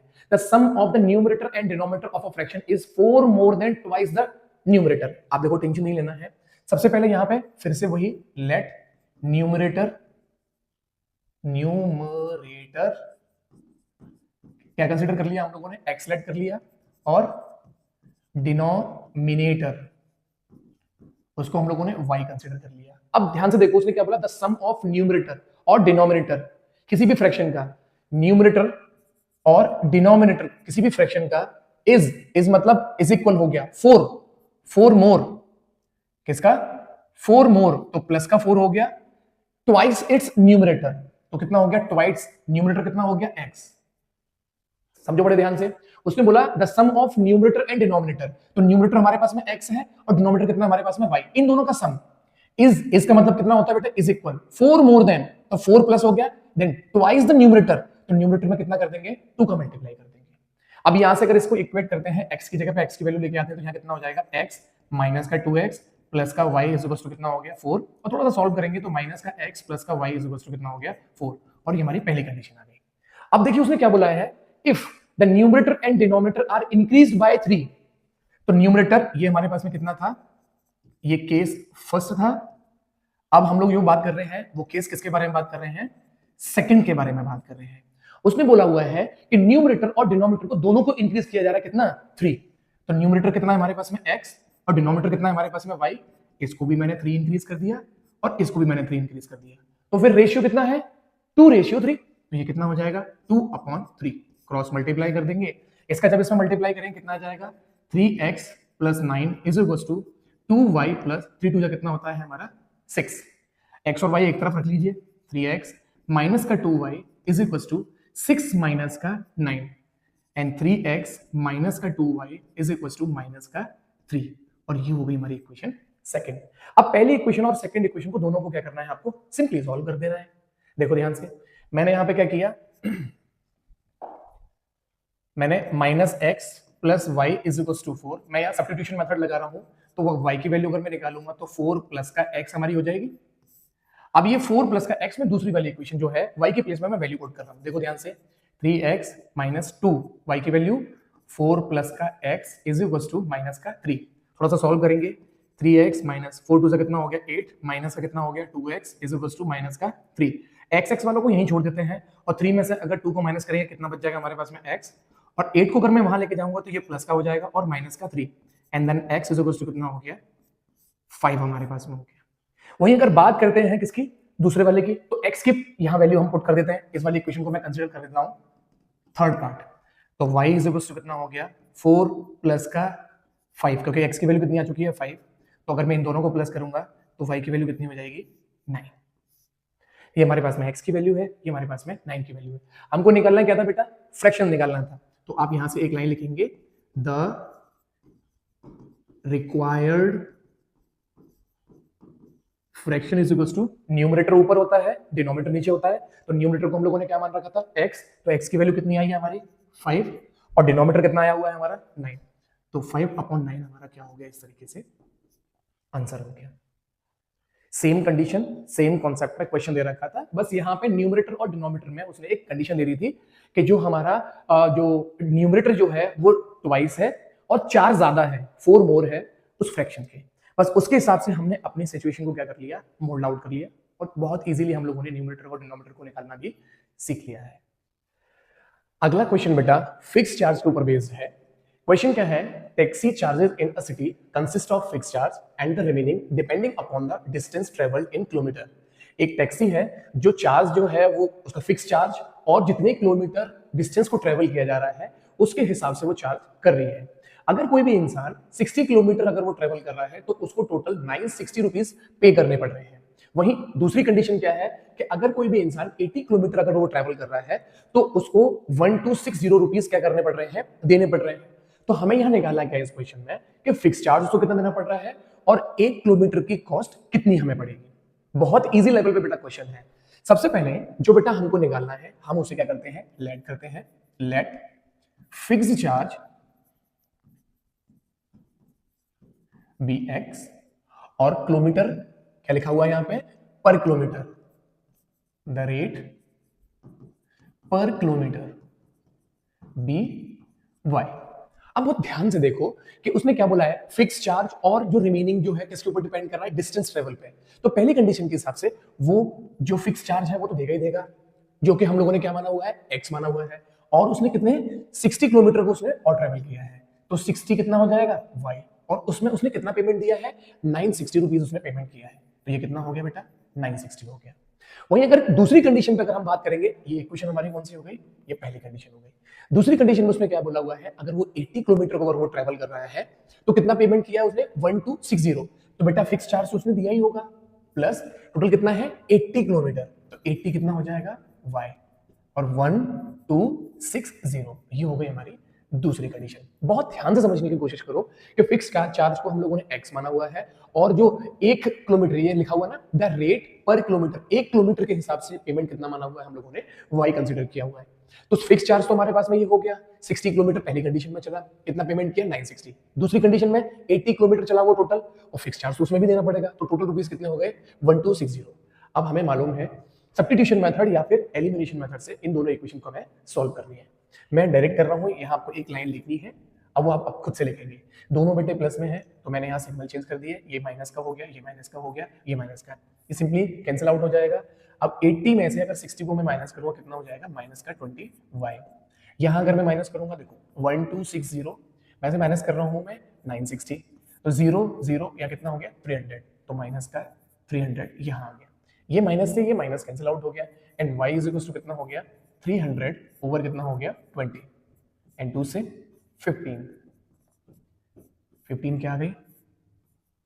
अब y देखिए बेटा, y को क्या माना हुआ है पर किलोमीटर, तो 1 किलोमीटर की कॉस्ट हमारी कितनी आ चुकी है 15 आ चुकी है। हमें फिक्स चार्ज भी निकालना था। अब ये y की वैल्यू इक्वेशन 1 और इक्वेशन 2 जिसमें भी आप कंफर्टेबल हैं, अब उसमें वैल्यू पुट कर दीजिए। देखते हैं, मैं वैल्यू पुट कर रहा हूं इक्वेशन 1 में, तो x plus 60 multiplied by 15, y की वैल्यू हमारी 15 निकली है, इज इक्वल टू कितना हो गया 960, एंड x प्लस 15 6 कितना होता है 90, तो ये 900 हो गया, इज इक्वल टू कितना हो गया 960, एंड x की वैल्यू अगर मैं यहाँ से निकालूंगा 960 माइनस का 900, and x is equal to कितना आ गया 60 रुपीज, और 60 रुपीज हमारे पास में क्या आ चुकी है, फिक्स्ड चार्ज हमारे पास में आ चुका है। बहुत बेसिक लेवल का क्वेश्चन था, कभी कभार एग्जामिनेशन में पूछा गया है, फिक्स चार्ज से रिलेटेड जो जनरल हमारी लाइफ है उससे रिलेट करता हुआ ये क्वेश्चन है, बहुत ही इजी वे में ये क्वेश्चन आपका सॉल्व हो गया। चले बेटे, अगला बेटा जो क्वेश्चन दे रखा है वो एज पे बेस्ड है, तो सबसे पहले क्वेश्चन को देखते हैं। क्वेश्चन में क्या है, 5 years ago, 5 साल पहले, Ravi was 3 times as old as Krishna. Ravi जो है वो 3 गुना था किसकी एज के, कृष्णा की एज के। ये हमारी बेटे कंडीशन क्या है, फर्स्ट कंडीशन है। सेकंड कंडीशन क्या उसने बोला है, 10 years later, 10 साल बाद में, Ravi shall be twice as old as Krishna. Ravi जो है वो दुगना है किसकी एज से, कृष्णा की एज से।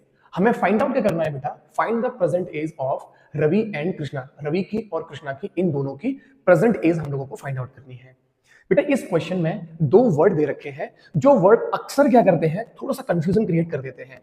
मैं जब क्लास 10 में था तो मुझे अक्सर बहुत टेंशन क्रिएट होती थी। एक वर्ड है बेटा यहाँ पे अगो, और दूसरा वर्ड है यहाँ पे लेटर।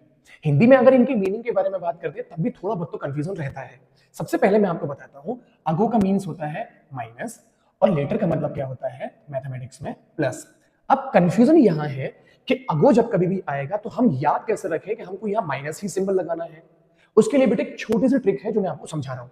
अगो के बाद में सब्जेक्ट होगा, सब्जेक्ट के बाद में आप यहां देखेंगे ये हेल्पिंग वर्ब वॉज है, तो वॉज का मीन्स बेटे क्या होता है, पास्ट टेंस में बात कर रहा है ये, तो पास्ट टेंस के लिए हमेशा क्या लगेगा, माइनस लगेगा। अब दूसरे एंड पे अगर हम बात करेंगे तो यहाँ क्या है, लेटर, और लेटर के बाद में देखो सब्जेक्ट है, और सब्जेक्ट के बाद में तुरंत क्या है, शैल है। शैल बेटे कब लगता है, फ्यूचर सेंटेंस के लिए लगता है, तो फ्यूचर मतलब आगे आने वाले टाइम के बारे में बात कर रहा है, और जब कभी आगे आने वाले टाइम के बारे में बात करेगा तो वहां हम लोग क्या यूज करेंगे, प्लस का सिंबल हम लोग यूज करेंगे।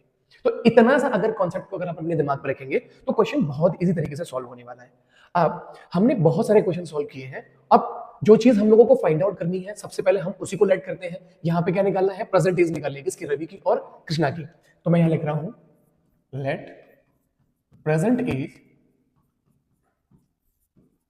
ऑफ रवि कितनी है, x ईयर्स उसकी एज है प्रेजेंट में, और वहीं अगर कृष्णा की एज के बारे में मैं बात करता हूं तो मैंने उसको क्या कंसिडर किया, y इयर्स।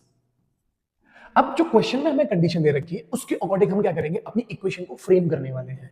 देखो बेटा उसमें क्या बोला है, 5 इयर्स अगो, तो अगो का मतलब क्या हो गया, पहले, तो ये तो प्रेजेंट एज है ना, तो आपको 5 साल पहले जाना पड़ेगा। तो according to condition, according to question, उसने पहले क्या बोला है हमसे, 5 साल पहले, 5 इयर्स बैक।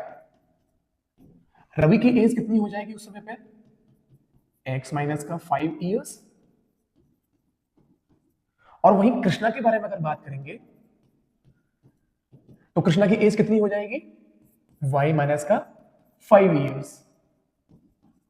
अब देखो उसने क्वेश्चन में क्या बोला है, 5 इयर्स अगो, तो मतलब 5 इयर्स मतलब ये दोनों सेंटेंस, मतलब रवि की एज कितनी होगी, x माइनस का 5, और कृष्णा की एज कितनी होगी, y माइनस का 5। अब देखिए उसने क्या बोला है, कंडीशन क्या है, Ravi was thrice as old as Krishna. Ravi, Ravi मतलब x माइनस का 5, वाज, मैंने अभी आपको बताया था हेल्पिंग वर्ब का मतलब क्या होता है मैथमेटिक्स में, is equal, thrice as old as Krishna, thrice 3 times किसके, कृष्णा की एज के, तो y माइनस का 5।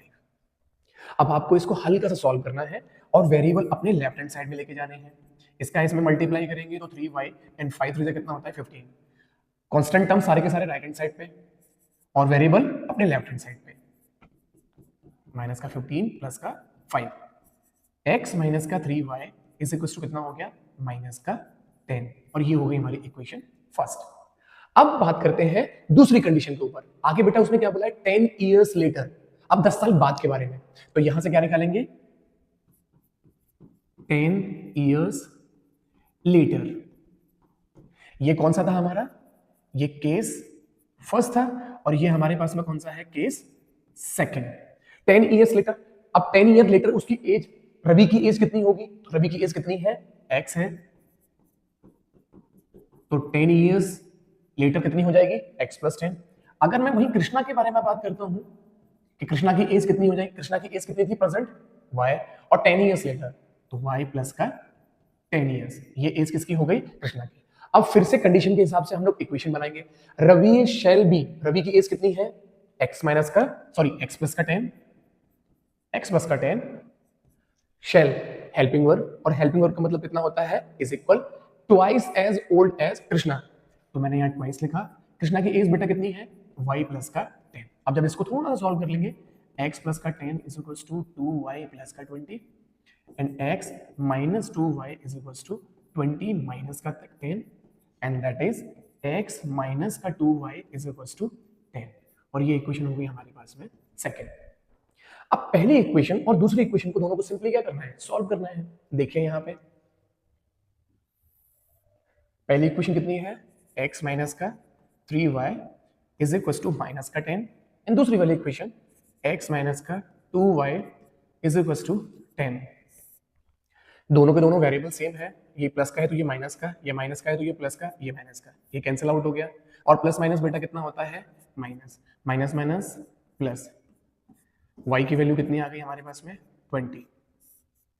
और ध्यान से देखिए y हमने किसको माना था, कृष्णा को, तो कृष्णा की एज कितनी हो गई हमारे पास में, कृष्णा की एज हो गई 20 इयर्स, 20 इयर्स। अब जो y की वैल्यू निकल के आई है, चाहे इक्वेशन 1 एंड चाहे इक्वेशन 2, किसी में भी वैल्यू पुट कर दीजिए। मैं दूसरी वाली इक्वेशन में पुट कर रहा हूं, x माइनस का 2y इज इक्वल टू कितना है 10, x minus 2 multiplied by 20 is equal to 10 and x minus 40 is equal to 10। अब जब मैं इसको शिफ्ट करूंगा तो x इज इक्वल टू कितना आ जाएगा 50, और x कौन है बेटा, रवि। तो फाइनली यहां से रवि की एज हमारे पास में कितनी आ चुकी है, 50 इयर्स। और ये हो गया हमारा आंसर, रवि की एज भी निकल आई हमारी और कृष्णा की एज भी निकल आई। इस तरीके से बेटे क्या होने वाले हैं, ये क्वेश्चन हमारे सॉल्व होने वाले हैं। पहले ये दो वर्ड जो है अगो और लेटर, इन पे बहुत अच्छी तरीके से काम करना है, क्योंकि ये दो वर्ड आपको ये सिखाएंगे कि कब माइनस लगना है और कब प्लस लगना है। उसके बाद में 2 टाइम्स 3 टाइम्स, इनके बारे में हम लोगों ने बहुत सारे क्वेश्चन को सॉल्व कर लिया है। जो कंडीशन दे दी है उसके अकॉर्डिंगली हम लोगों ने इस क्वेश्चन को सॉल्व किया है। चले बेटा, अगला क्वेश्चन है बेटा, the age of a man is 3 times the sum of the ages of 2 son. किसी भी एक आदमी की जो एज जो है उसकी 2 बेटों की एज के सम के 3 गुना है। आगे उसने क्या बोला हुआ है, 5 ईयर हेंस, 5 साल बाद में, his age will be double of the sum of the ages of 2 son. जो मैन है उसकी जो एज हो चुकी है उनके दोनों बच्चों की एज की सम के डबल हो चुकी है, और फादर की जो प्रेजेंट जो एज है वो एज हम लोगों को फाइंड आउट करनी है। सबसे पहले बेटा जो फाइंड आउट करना है उसको क्या करेंगे हम लोग, लेट करेंगे, let age of the man be x years, और जो दो उसके जो बेटे हैं उनकी एज कितनी है, the sum of the ages of 2 son, the sum of ages of 2 sons be y. अब जो कंडीशन के हिसाब से जो उसने बोला हुआ है अब हमको वो लिखना है। देखिए क्वेश्चन में क्या बोला हुआ है उसने, द मैन इज, मैन कितनी है x, इसका मतलब क्या है, is equal 3 times the sum of the ages of 2 sum, तो 3 टाइम्स और दोनों बेटों की एज का सम कितना है, y हमने कंसीडर किया है। तो ये हमारी पहली सिचुएशन हो गई। अगर मैं यहां से इसको इक्वेशन बनाऊं तो x minus 3y is equal to कितना हो गया 0, और ये इक्वेशन हमारी 1, और यही है केस फर्स्ट। अगले केस में उसने क्या बोला हुआ है, 5 ईयर हेंस, तो पहले 5 ईयर हेंस, ये केस कौन सा है, ये केस है हमारे पास में सेकंड। बहुत ध्यान से देखो, मैन की एज कितनी हो जाएगी, यहां से मैन की एज x थी तो x प्लस 5 ईयर्स हो जाएगी। अगर वहां से बेटों की एज के बारे में अगर मैं बात करता हूं तो ये 5y प्लस का 5 हो जाएगी। लेकिन बेटे उसके बेटे कितने हैं, 2 बच्चे हैं, तो एक बेटे में तो कितना हो जाएगी 5 प्लस हो जाएगी, दूसरे बेटे में भी तो कितना हो गया 5, तो टोटल एज कितनी आ जाएगी y प्लस का 10। यहां बेटा याद रखना, बिल्कुल अलर्ट हो जाइए इस जगह पे। यहां मैंने 2 बार 5 क्यों प्लस किया है, क्योंकि बेटे इसके कितने बेटे हैं, 2 सन हैं उसके, एक सन की एज में कितना हो जाएगा 5 ऐड हो जाएगा, तो दूसरा भी तो बढ़ेगा ना उसके साथ साथ में, तो 5 प्लस 5 इसलिए कितना हो जाएगा y प्लस का 10। अब जो कंडीशन उसने बोली है उसके हिसाब से फिर से बात करते हैं। हिज एज, या हिज एज किसके बारे में बात कर रहा है, मैन के बारे में बात कर रहे हैं, तो मैन की एज कितनी है x plus 5 will be, helping verb का मतलब कितना होता है, इज इक्वल डबल, तो यहां 2 हो गया, किसके एज के, sum of the ages of 2 sons, दोनों बेटों की एज के सम के बराबर। अब बस इसको हल्का से सॉल्व कर लेंगे, x plus 5 is equal to 2y plus का 20 एंड x माइनस का 2y, वेरिएबल एक साइड लेके आ रहे हैं, 20 माइनस का 5 एंड x माइनस का 2y इज इक्वल टू 15, और ये इक्वेशन है हमारी सेकंड। अब ये बहुत ध्यान से देखिए, या तो आप पहली इक्वेशन में वैल्यू को पुट कर दीजिए, यहां हम सब्स्टिट्यूशन मेथड भी लगा सकते हैं, x की वैल्यू यहां कितनी है 3y, तो मैं डायरेक्ट यहां पे पुट कर रहा हूं x की जगह पे 3y माइनस का 2y इज इक्वल टू कितना हो गया 15, इन दोनों को माइनस कर दें कितना आ जाएगा y, 15 ईयर्स। और ध्यान से देखिए y कौन है, उनके 2 बेटे की एज का सम। अब ये y की वैल्यू यहां आ चुकी है, तो y की वैल्यू आप फर्स्ट जो इक्वेशन जो थी हमारी, या तो उसमें पुट कर दीजिए या फिर x is equal to 3y में पुट कर दीजिए। मैं x is equal to 3y में मैं वैल्यू पुट कर रहा हूं, और यहां जब मैं इसको सॉल्व करूंगा तो x is equal to 3 multiplied by 15 and x is equal to 45 years, और x कौन है, मैन, और उसी की एज निकालनी थी हमको। यहां फादर लिख लीजिए या फिर यहां पे मैन लिख लीजिए, या फिर इस जगह पे आप मैन की जगह पे यहां पे फादर कर लीजिए, दोनों बात एक ही है, वो थोड़ा सा एरर है क्वेश्चन में। क्लियर है, तो फादर की एज कितनी निकल के आ गई 45 ईयर्स, और जो बेटों की जो एज का जो सम था वो कितना निकल के आ चुका है, वो 15 ईयर्स निकल के आ चुका है। बहुत इजी गोइंग क्वेश्चन है बेटा, अगर कंडीशन को अगर थोड़ा सा समझ गए कैसे इक्वेशंस को फाइंड आउट करना है, तो सारे क्वेश्चन बहुत अच्छे लेवल पे हैं और बहुत इजी क्वेश्चन आपके क्या हो जाएंगे, सॉल्व हो जाएंगे। एक बच्चे ने बेटे हाल ही मेरी ऑफलाइन क्लासेस में मुझसे क्वेश्चन पूछा कि सर मुझे मैथमेटिक्स ना मैं करना चाहता हूँ लेकिन सर मेरा मन नहीं लगता।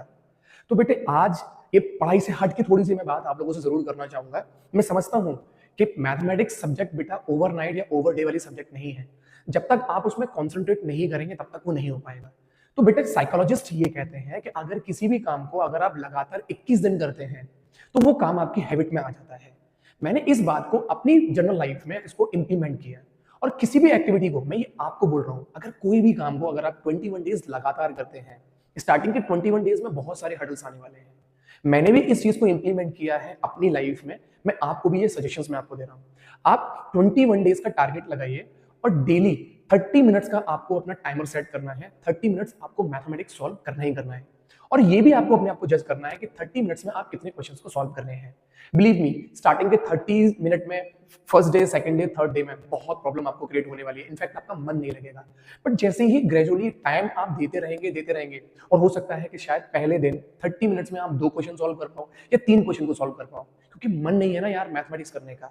और बेटा जब तक मैथमेटिक्स करने का मन नहीं करेगा ना खुद से अंदर से कि नहीं यार चलो यार बहुत इंग्लिश पढ़ ली, बहुत साइंस पढ़ ली, अब एक काम करते हैं मैथमेटिक्स के क्वेश्चन लगाते हैं, जब तक दिल ये नहीं बोलेगा ना तब तक मैथमेटिक्स में मजा नहीं आएगा। चाहे कोई भी टीचर आपको क्यों ना पढ़ाए, बिलीव मी आपकी सेल्फ प्रैक्टिस होना बहुत इंपॉर्टेंट है। तो अभी से ही 21 डेज का टारगेट ले लीजिए। और 10 क्लास बेटा बहुत आसान नहीं है, बिल्कुल भी आसान नहीं है। आपको एक एक कॉन्सेप्ट को बिल्कुल अच्छी तरीके से क्या करना पड़ेगा, आपको समझना पड़ेगा, बहुत डिटेल में आपको समझना पड़ेगा, तब जाके क्या होगा, कुछ ना कुछ आप सोल्यूशन निकाल पाएंगे क्वेश्चंस का। सीबीएसई अपने पैटर्न में बहुत सारे चेंजेस कर रही है, हर साल कुछ ना कुछ चेंजेस कर रही है। अभी 25-26 में उसने 2 बोर्ड का जो एक रूल है वो निकाल दिया है। अभी कॉम्पिटेंसी बेस्ड क्वेश्चंस आ रहे हैं, कभी केस बेस्ड स्टडी को इंट्रोड्यूस कर रहा है। हर साल वो अपने पैटर्न्स में चेंज कर रहे हैं। तो बेटा जब तक आपको कॉन्सेप्ट क्लियर नहीं है, बिल्कुल भी आप ये मत सोचिए कि मैथमेटिक्स में आप कुछ भी स्कोर कर पाएंगे। अगर सीबीएसई बोर्ड में 30, 35 या 40 अगर आपने स्कोर कर लिया, आप बिल्कुल भी मत समझिए कि आपने बहुत ज्यादा स्कोर कर लिया है। तो सबसे पहले बेटा काम करेंगे कॉन्सेप्ट के ऊपर, और उसको रटना नहीं है, क्योंकि क्वेश्चन ये आए ना आए वो तो हमारी किस्मत के ऊपर डिपेंड करता है ना। अगर क्वेश्चन रट लोगे तो एक क्वेश्चन सॉल्व कर लोगे, 2 क्वेश्चन सॉल्व कर लोगे, इससे ज्यादा। लेकिन बेटा अगर कॉन्सेप्ट को अगर आपने अपने दिमाग पर रख लिया तो इसके जैसे बहुत सारे क्वेश्चंस को इजी गोइंग क्या कर लोगे, आप सॉल्व कर लोगे। प्लीज बेटा मेरे साथ में आप हार्डवर्क करिए, मैं आप लोगों के लिए सीरियसली बहुत मेहनत कर रहा हूँ। कोई भी प्रॉब्लम अगर है आप कमेंट सेक्शन में आप कमेंट करिए, मैं डेफिनेटली आपके कमेंट का मैं डेस्परेटली वेट करूंगा और रिप्लाई भी करूंगा। आप मेरे इंस्टाग्राम हैंडल पे आप मुझसे जुड़ सकते हैं, वहां मैं बहुत फ्रीक्वेंटली मैं उसको यूज टू हो गया हूँ, या मैं उसको कमेंट को मैं चेक करता रहता हूँ। क्लियर है बेटा। लेकिन 21 डेज का पहला target and second target total 60 days का एंड 90 डेज का टारगेट है आपका तीसरे स्लॉट में। एंड बिलीव मी जब आप तीसरे स्लॉट की तरफ बढ़ रहे होंगे ना तो मैथमेटिक्स से थोड़ी बहुत मोहब्बत हो जाएगी आपको, और फिर देखना बेटा कितने बेहतरीन तरीके से आप मैथमेटिक्स में अपने स्कोर को बढ़ाते हैं और अपनी इंटेंसिटी को आप इंक्रीज कर पाएंगे। तो चलते हैं बेटा अगले क्वेश्चन की तरफ। अब बेटा अगला क्वेश्चन जो दे रखा है वो टाइम और डिस्टेंस पे बेस्ड है। तो सबसे पहले बेटा हमको ये बात पता होनी चाहिए कि डिस्टेंस और टाइम के बीच में और स्पीड के बीच में एक रिलेशन होता है, और वो रिलेशन है distance is equal to speed into time.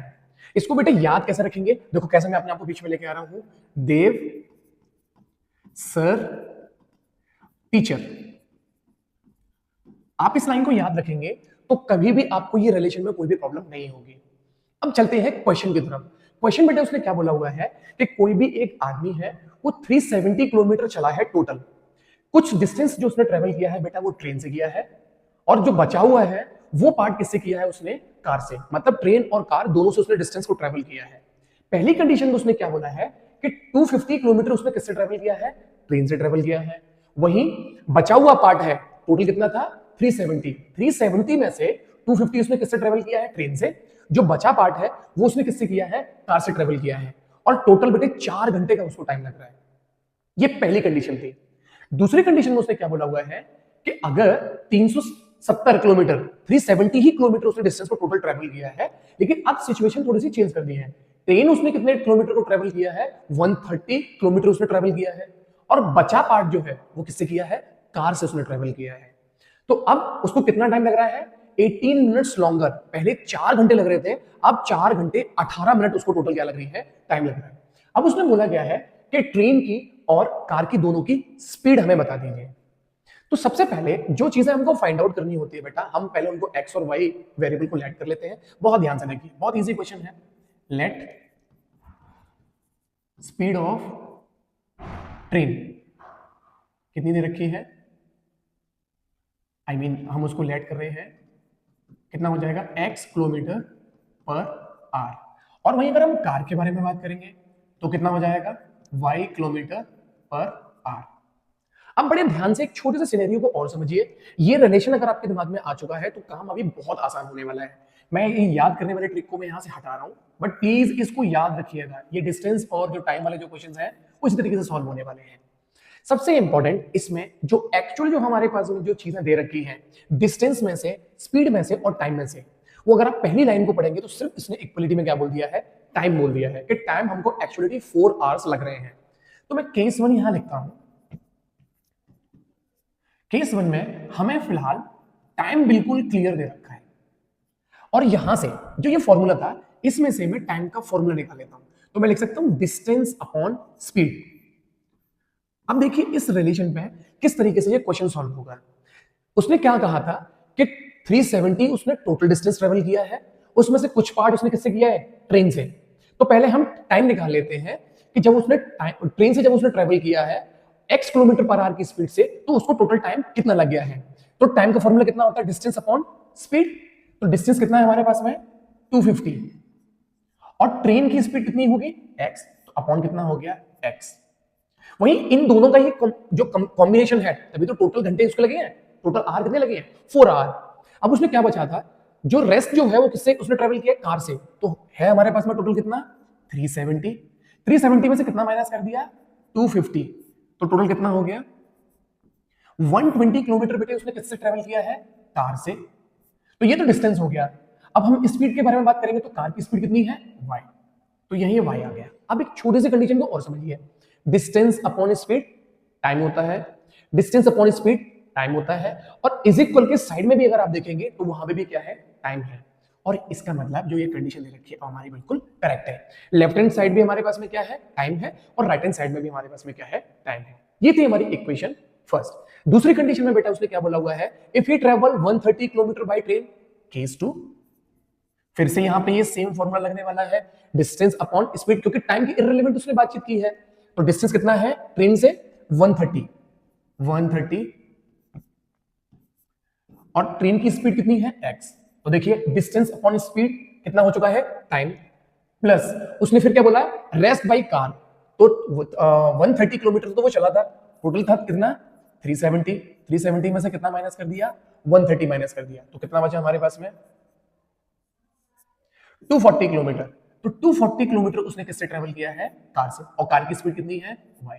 अब वहां कितना टाइम लग रहा है बेटा, उसने क्या बोला 18 मिनट लॉन्गर। कितना पहले कितना लग रहा था 4 प्लस 18 मिनट। अगर मिनट को हम आर में कन्वर्ट करेंगे तो कितना हो जाएगा अपॉन 60, और इसको अगर मैं थोड़ा सा सिंपलेस्ट फॉर्म में कन्वर्ट करूंगा तो कितना हो जाएगा 4 प्लस 6 की टेबल से काट रहा हूं मैं। अब यहां पे अगर इसका एलसीएम अगर लेंगे तो 40 प्लस 3 कितना हो जाएगा 43 अपॉन कितना हो गया 10 आवर्स। यहां बेटा अपॉन 1 है, दोनों का एलसीएम लेंगे 10 एलसीएम आएगा, 1 से इसको डिवाइड करेंगे तो उस तरीके से टोटल टाइम, ये भी देखिए टाइम है, ये भी टाइम है और ये भी टाइम है, दोनों केसेस समझ में आ गए। तो ये इक्वेशन हमारी कौन सी है, दूसरी। अब याद करिए बेटा, मैं जब आपको इक्वेशंस को सॉल्व कराना सिखा रहा था तो उस समय पे मैंने आपको एक छोटी सी ट्रिक मैंने समझाई थी कि जब कभी भी वेरिएबल आपके किस में आ जाए, अपॉन में आ जाए, तो आप तुरंत समझ जाइएगा कि यहाँ पे कुछ ना कुछ एक्सटर्नल कोई भी वेरिएबल आपको लेट करना पड़ेगा। तो मैं यहाँ पे क्या लेट कर रहा हूं, let 1 upon x is equal to कितना हो गया a and 1 upon y is equal to कितना हो गया b। तो पहली वाली इक्वेशन हमारी कितनी आ गई 250a plus 120b is equal to कितना हो गया 4, और ये इक्वेशन हो गई हमारे पास में 3।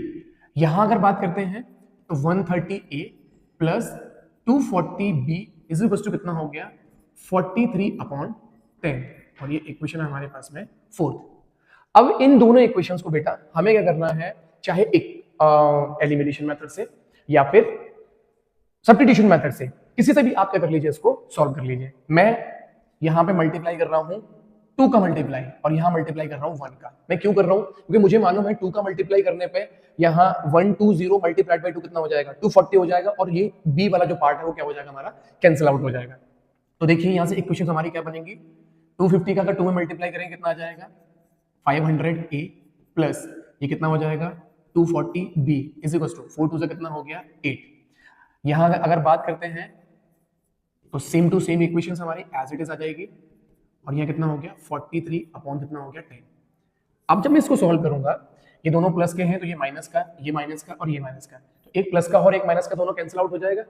अब मैं यहाँ माइनस करूंगा, कितना हो जाएगा 0, यहाँ से 7, यहाँ हो गया 4 में से अगर 1 को माइनस करेंगे 370a इज इक्वल टू, अब यहाँ मुझे माइनस करना है, इसको थोड़ा सा सिंपलेस करते हैं, 8 माइनस 43 ओवर कितना हो गया 10।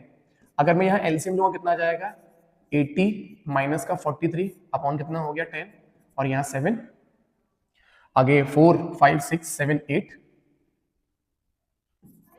अपॉन कितना हो गया 10, कितना आ गया ओवरऑल 37 अपॉन कितना हो गया 10।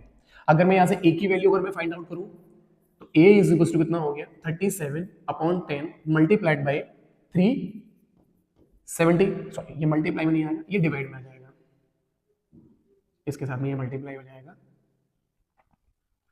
मल्टीप्लाइड बाय 370, इससे पूरा कितनी टाइम्स कट गया ये 10 टाइम्स कट गया, तो ओवरऑल कितना आ गया 1/100, a की वैल्यू आ गई। अब याद रखो a की वैल्यू हम लोगों ने क्या मान के रखा हुआ था 1/x is equal to a की वैल्यू कितनी हो गई 1/100, तो जब आप इसका इसमें मल्टीप्लाई करेंगे और इसका इसमें तो x कितना हो गया हमारा 100। और ध्यान से देखिए जो हम लोगों ने लेट किया था 100 क्या है, ट्रेन की स्पीड है, train is equal to 100 kilometre per hour. अब यहाँ पे थोड़ा सा और बढ़ा दीजिए स्पीड ऑफ ट्रेन। अब यहाँ पे a की वैल्यू आ चुकी है, अब इस a की वैल्यू को आप इक्वेशन थर्ड में पुट कर दीजिए या फोर्थ में पुट कर दीजिए, किसी में भी वैल्यू पुट कर सकते हैं।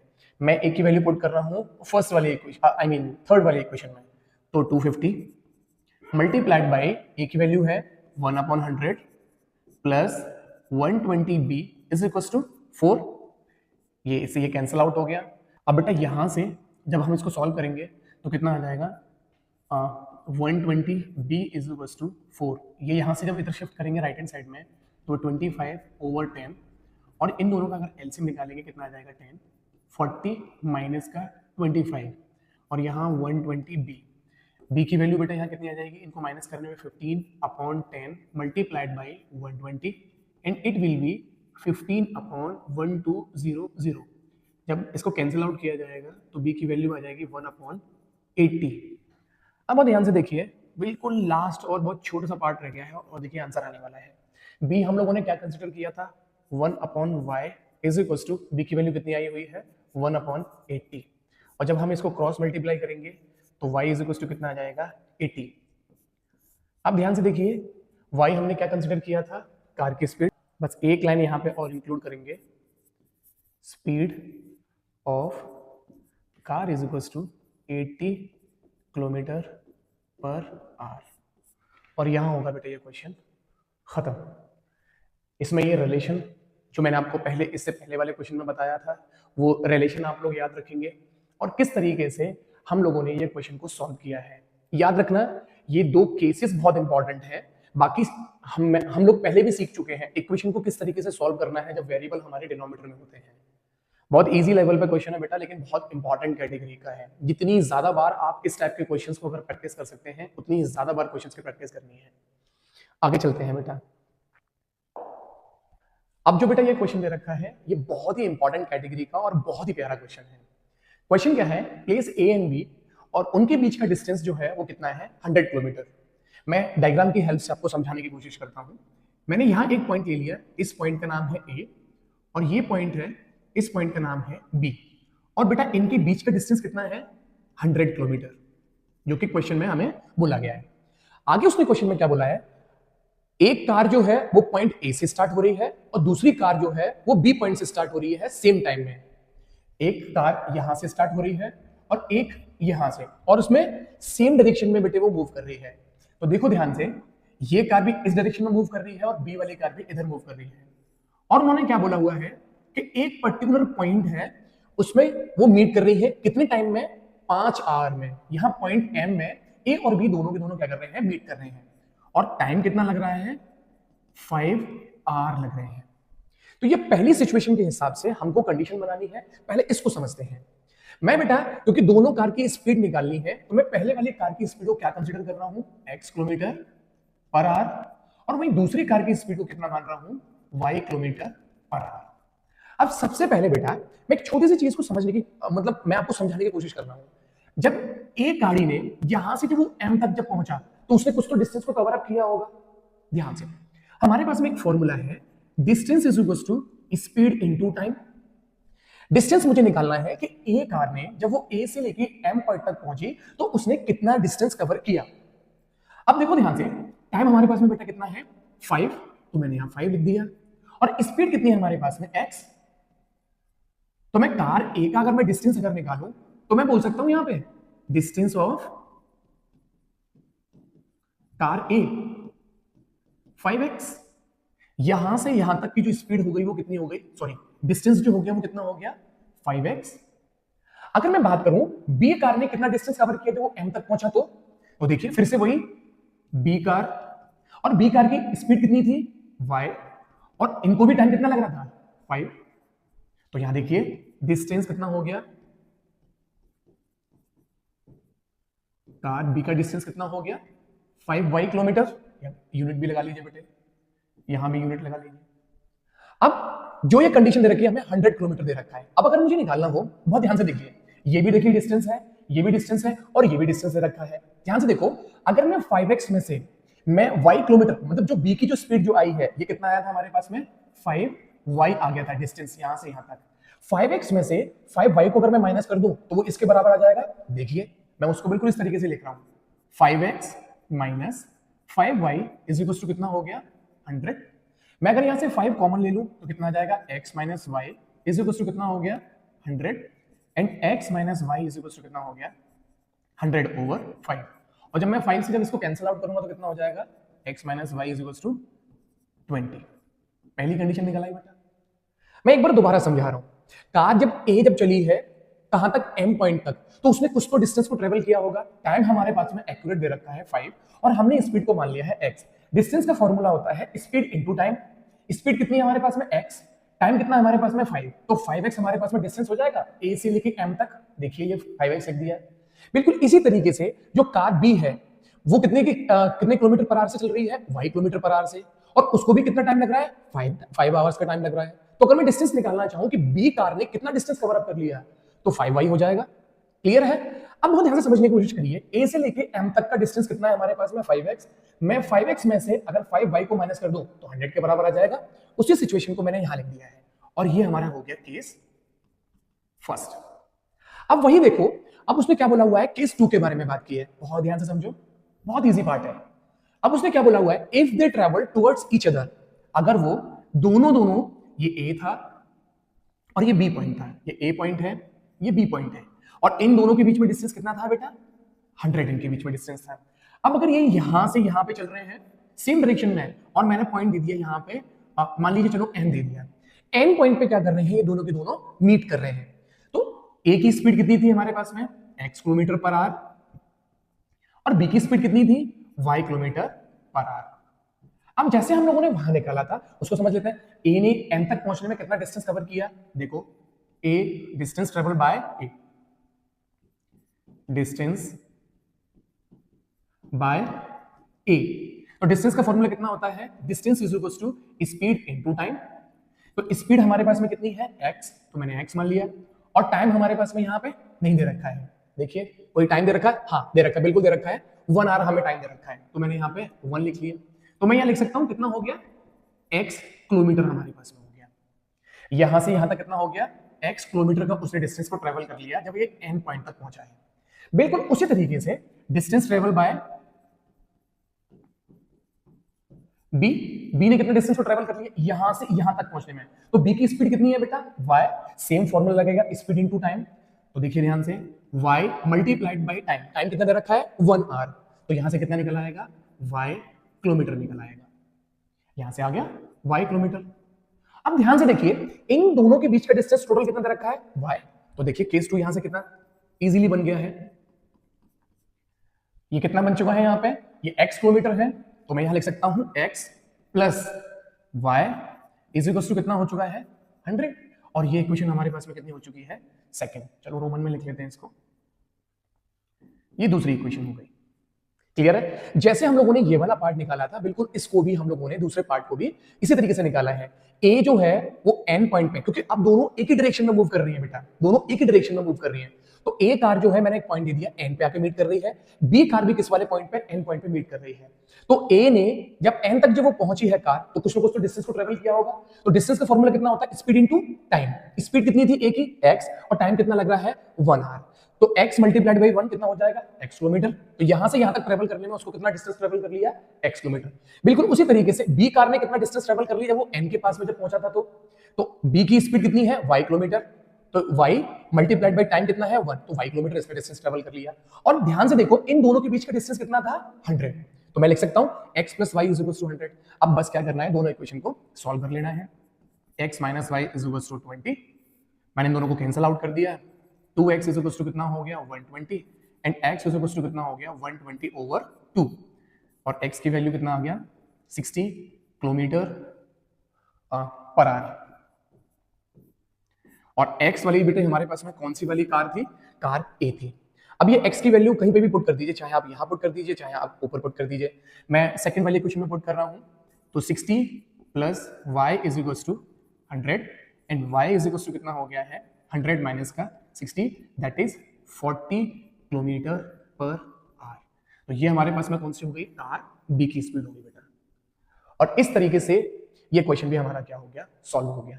छोटी छोटी सी कंडीशंस हैं, अगर उन कंडीशंस को अगर आपने अपने दिमाग में रख लिया, बहुत इजी गोइंग ये सारे के सारे क्वेश्चंस हमारे होने वाले हैं। चलें बेटे नेक्स्ट क्वेश्चन पे। बेटा अगला क्वेश्चन जो दे रखा है वो बोट और स्ट्रीम पे बेस्ड है, और बहुत इंपॉर्टेंट कैटेगरी का क्वेश्चन है। तो क्वेश्चन है बेटा, अ boat goes 30 kilometre in upstream and 44 kilometre in downstream in 10 hours. In 13 hours, it can go 40 km in upstream and 55 km in downstream. Determine the speed of the stream and that of the boat in still water.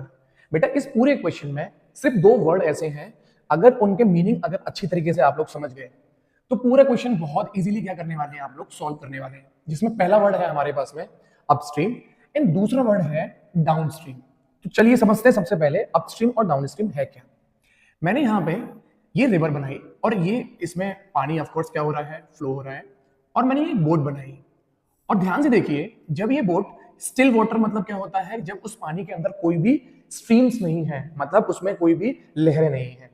तो मैं बेटा मान लेता हूं कि जब ये boat travel कर रही है इस डायरेक्शन में, तो ये x किलोमीटर पर आवर की स्पीड से चल रही है। और इसी बात को मैं लिख लेता हूं, let speed of boat in still water b x kilometre per hour. अब ध्यान से एक चीज को नोटिस करिए, मैंने यहां से क्या बना दिया, ये एक स्ट्रीम बना दिया, क्लियर है। और ये किस डायरेक्शन में जा रहा है, नीचे की तरफ जा रहा है। तो ये कौन सा स्ट्रीम है, ये डाउन स्ट्रीम है। अब एक छोटे से कॉन्सेप्ट को समझने की कोशिश करिए कि यहां तक तो ये बिल्कुल x किलोमीटर पर आवर की स्पीड से ये बोट यहां से इस पॉइंट तक ट्रेवल करेगी। मैं इसका नाम दे देता हूं, ये A पॉइंट है और ये B पॉइंट है। जैसे ही ये B पॉइंट से C पॉइंट यानी कि स्ट्रीम में अगर जाएगी, तो आपको पता है कि जब स्लोप जब आता है तो ऑटोमेटिक जो व्हीकल जो होते हैं, आपने साइकिल को चलाया होगा, जब स्लाइडर जो होता है तो इसकी स्पीड अपने आप से एड ऑन हो जाती है। तो बेटा ये बात यहां आपको ध्यान रखनी है कि जब कभी भी स्लाइडर अगर होगा तो उसकी स्पीड क्या होने वाली है, एड ऑन होने वाली है। किसमें, स्टिल वाटर में जो उसकी स्पीड जो थी वो स्ट्रीम में क्या हो जाएगी, प्लस हो जाएगी। तो मैं मान लेता हूं यहां पे कि जैसे ही वो बोट स्ट्रीम में अगर आएगी तो उसकी स्पीड कितनी हो जाएगी, y किलोमीटर पर आवर हो जाएगी। तो इसी तरीके से यहां पे स्ट्रीम में कितनी स्पीड हो गई उसकी, स्ट्रीम स्पीड भी y किलोमीटर पर आवर। अब मैंने भी आपको बताया कि जैसे ही वो स्ट्रीम में जाएगी तो इसकी स्पीड क्या हो जाएगी, प्लस हो जाएगी। कब, जब डाउन में जब जाएगी। तो मैं अब ये भी लिख लेता हूं, speed in downstream be x plus y kilometre per our.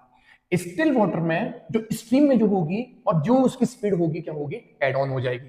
यहां से पॉइंट ए से पॉइंट बी तक x किलोमीटर पर आवर की स्पीड से आएगी, और जैसे ही वो सी तक मतलब सी वाले स्ट्रीम में, मतलब सी क्या है, एक स्ट्रीम है, उसमें जब वो अपनी बोट ट्रेवल करेगी तो ऑटोमेटिक एक्स में कितनी हो जाएगी, और इसकी स्पीड को हम लोगों ने क्या मान लिया है, वाई किलोमीटर पर आवर की स्पीड हम लोगों ने कंसीडर कर लिया है। तो एक्स प्लस वाई हमारे पास में क्या हो जाएगा, डाउन स्ट्रीम में स्पीड होगी। अब इसी का वाइस वर्सा है, मतलब इसका उल्टा है कि अगर बोट यहां से इस तरीके से आ रही है स्टिल वाटर में आपकी ट्रेवल करती हुई, और अब यहां से क्या है, ये अपवर्ड डायरेक्शन में, ऊपर की डायरेक्शन में अगर यहां से जाएगी तो यहां उसकी स्पीड बेटे कितनी थी, x किलोमीटर पर आवर, और अब कहां जा रही है, ये स्ट्रीम में जा रही है, लेकिन कौन सी डायरेक्शन में जा रही है, अप स्ट्रीम में जा रही है। तो हमेशा याद रखना यहां से यहां तक, ये ए पॉइंट मैंने ले लिया, ये बी पॉइंट, और अब ये सी पॉइंट, ए से लेके बी पॉइंट तक जब ये बोट ट्रेवल करेगी तो अपनी x किलोमीटर पर आवर की स्पीड से ट्रेवल करेगी। जैसे ही ये ऊपर की तरफ अगर बढ़ेगी तो ऑटोमेटिकली इसकी स्पीड कम होगी नहीं होगी, जो स्टिल वाटर की स्पीड है वो डाउन होना स्टार्ट हो जाएगी। तो यहां पे हमारे पास में कंडीशन क्या आएगी कि जब अप स्ट्रीम में अगर जाएगा तो क्या होगा, माइनस होगा। तो मैं इसको भी लिख लेता हूं, speed in upstream be x minus का वाई किलोमीटर पर आवर। अगर ये कॉन्सेप्ट बेटा आपको समझ में नहीं आया है तो थोड़ी सी प्रॉब्लम आपको इस क्वेश्चन को सॉल्व करने में होगी। अपस्ट्रीम मतलब यहां से ए पॉइंट से बी पॉइंट तक बोट ने ट्रेवल किया, यहां से ऊपर की डायरेक्शन में जाएगी तो जाहिर है कि जो यहां से यहां तक की जो स्पीड होगी उसमें क्या होने लग जाएगी, कम होने लग जाएगी। वहीं अगर डाउन स्ट्रीम में अगर बात करेंगे, ए पॉइंट से जब बी पॉइंट तक जाएगी तो x किलोमीटर पर आवर, जैसे ही वो स्लाइड में अगर जाएगी तो ऑटोमेटिकली जो स्टिल वाटर में जो उसकी स्पीड होगी वो क्या हो जाएगी, एड ऑन हो जाएगी। और जो चीज हम लोगों ने अभी यहां निकाली है कि अपस्ट्रीम में हमारे पास में स्पीड माइनस हो जाती है, डाउन स्ट्रीम में हमारी स्पीड प्लस हो जाती है, एज इट इज मैंने उसको यहां पे कंसीडरेशन कर लिया। अब चलते हैं क्वेश्चन की तरफ और बहुत ध्यान से समझने की कोशिश करेंगे क्वेश्चन में है क्या। पहले बोट ने कितना ट्रेवल किया था, 30 किलोमीटर अपस्ट्रीम में, 44 किलोमीटर डाउन स्ट्रीम में, और आर हमारे पास में कितना दे रखा है, टाइम। मैंने आपको इससे पहले वाले सिनेरियो में बताया था कि डिस्टेंस इज इक्वल टू कितना होता है, स्पीड इनटू टाइम। तो मुझे अगर टाइम अगर दे रखा है, मैं यहां लिख देता हूं केस फर्स्ट, उसमें टाइम हमारे पास में एक्चुअल में दे रखा है, तो मैंने यहां लिख दिया 10 आवर्स। और ये कब लग रहे हैं बेटे, जब वो अपस्ट्रीम में ट्रेवल कर रहा है 30 किलोमीटर और डाउन स्ट्रीम में ट्रेवल कर रहा है 40 किलोमीटर। तो टाइम के इररिलेवेंट अगर मैं फॉर्मूला यहां से निकालूं तो टाइम इज इक्वल टू कितना हो रहा है, डिस्टेंस अपॉन स्पीड। तो मैं यहां पे डिस्टेंस रखूंगा पहले, तो डिस्टेंस कितना है 30 किलोमीटर, और स्पीड कितनी है कहां पे, अपस्ट्रीम में। अपस्ट्रीम में हमारे पास में स्पीड कितनी है, x माइनस वाई, तो मैंने यहां से क्या लिखा, x माइनस वाई। अब वो बोट कहां ट्रेवल कर रही है, डाउन स्ट्रीम में, और डिस्टेंस कितना है 44, तो 44 किलोमीटर उसने ट्रेवल किया कहां पे, डाउन स्ट्रीम में। तो डाउन स्ट्रीम में हमारी स्पीड क्या हो जाती है, प्लस हो जाती है, तो देखिए x प्लस वाई। और जब वो अपस्ट्रीम और डाउन स्ट्रीम दोनों में ट्रेवल कर रही है तो टोटल टाइम कितना लग रहा है, 10। तो टोटल का मतलब कितना होता है बेटा, प्लस। और ये हमारी होगी सिचुएशन नंबर 1। बिल्कुल इसी तरीके से जो सेकंड फेज में हमारे पास में जो इक्वेशन दे रखी है उसको समझते हैं। 13 आवर टोटल लग रहे हैं, तो मैंने यहां पे कितना कर दिया, टोटल 13 आवर। कब लग रहे हैं, जब वो जा रही है कितने में, 40 किलोमीटर अपस्ट्रीम में, तो मैंने यहां कितना लिखा, 40 किलोमीटर लिखा। और अपस्ट्रीम में हमारे पास में स्पीड को क्या कंसीडर किया है, x minus y, plus downstream में कितना है 55, और डाउन स्ट्रीम में स्पीड कितनी होती है हमारी, x प्लस वाई। और बेटा ये हो गई हमारी इक्वेशन सेकंड। अब आप याद करिए, जब मैंने इन दोनों इक्वेशन को सॉल्व करना सिखाया था और मैंने आपको एक ट्रिक भी बताई थी कि इसको पहचानना कैसे है। हमारे वेरिएबल अगर डिनोमिनेटर में अगर दे रखे हैं, आप इमीडिएट क्या करेंगे, एक कोई भी नया वेरिएबल क्या कर लेते हैं हम लोग, लेट कर लेते हैं। यहाँ पे देखो ध्यान से कैसे करेंगे, तो एक नई हमारे पास में इक्वेशन क्या आ जाएगी, आपने यहाँ पे लेट कर लेना है 1 upon x minus y is equal to a consider कर लिया, और 1 अपॉन एक्स प्लस वाई क्या कंसिडर कर लिया, बी। तो जो नई इक्वेशंस निकल के आएंगे उसको वो क्या निकल के आएंगी, 30a plus 44b is equal to 10। आगे और बात करते हैं, दूसरी वाली इक्वेशन क्या निकल के आएगी बेटा हमारी, 40a plus 55b is equal to 13। इसको इक्वेशन मैंने कंसिडरेशन कर दिया थर्ड, और इस इक्वेशन को मैंने कर दिया फोर्थ। अब इन दोनों इक्वेशन को किसी भी तरीके से क्या करेंगे बेटा, हम लोग सॉल्व करेंगे, या तो एलिमिनेशन मेथड से या फिर सब्स्टिट्यूशन मेथड से। मैं यहाँ पे एलिमिनेशन मेथड लगा रहा हूं और मैं a को एलिमिनेट कर रहा हूं, तो मैं पहली वाली इक्वेशन में कितने का मल्टीप्लाई कर रहा हूं, 40 का, एंड दूसरी वाली इक्वेशन में मैं कितने का मल्टीप्लाई कर रहा हूं, 30 का। क्योंकि मैंने आपको बताया था 30 को अगर यहां से हम सेकंड वाली इक्वेशन में और 40 को हम लोग ऊपर वाली इक्वेशन में, दोनों में मल्टीप्लाई कर देंगे।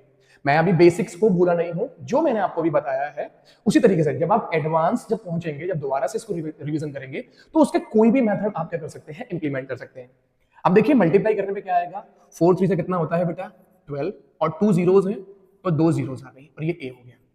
अब इस केस में मल्टीप्लाई करेंगे 0 b, 4 4 से कितना होता है 16, कैरी 1, 4 4 16 और 1 कितना हो गया 17 इज इक्वल टू, इन दोनों का मल्टीप्लाई करेंगे कितना आ गया 400। दूसरे वाले इक्वेशन में मल्टीप्लाई करेंगे 4 3 से कितना हो गया 1200 a प्लस 0 का तो 0 आ जाएगा, 5 3 से कितना हो गया 15, कैरी 1, 5 3 से 15 और 1 कितना हो गया 16, and b is equal to कितना हो गया, और 13 3 से कितना होता है 39, और एक 0 का एक 0 आ गया। अब देखिए इसको एलिमिनेट कर दीजिए, ये प्लस का है तो ये माइनस, ये प्लस का है तो ये माइनस, ये प्लस का है तो ये माइनस, ये हमारा एलिमिनेट हो गया। दोनों को माइनस करेंगे कितना आ जाएगा बेटा, यहाँ पे ये 1 आ जाएगा, और ये भी कितना आ गया 1, और यहाँ 0। अगर मैं यहाँ माइनस करूंगा बेटा कितना आ जाएगा, यहाँ 10 आ जाएगा। और आगे अगर मैं यहाँ पे अगर b की वैल्यू निकालूंगा, देखो ध्यान से, तो b इज इक्वल टू कितना हो जाएगा 10 अपॉन कितना हो जाएगा 110, और इससे ये कैंसिल आउट हो जाएगा।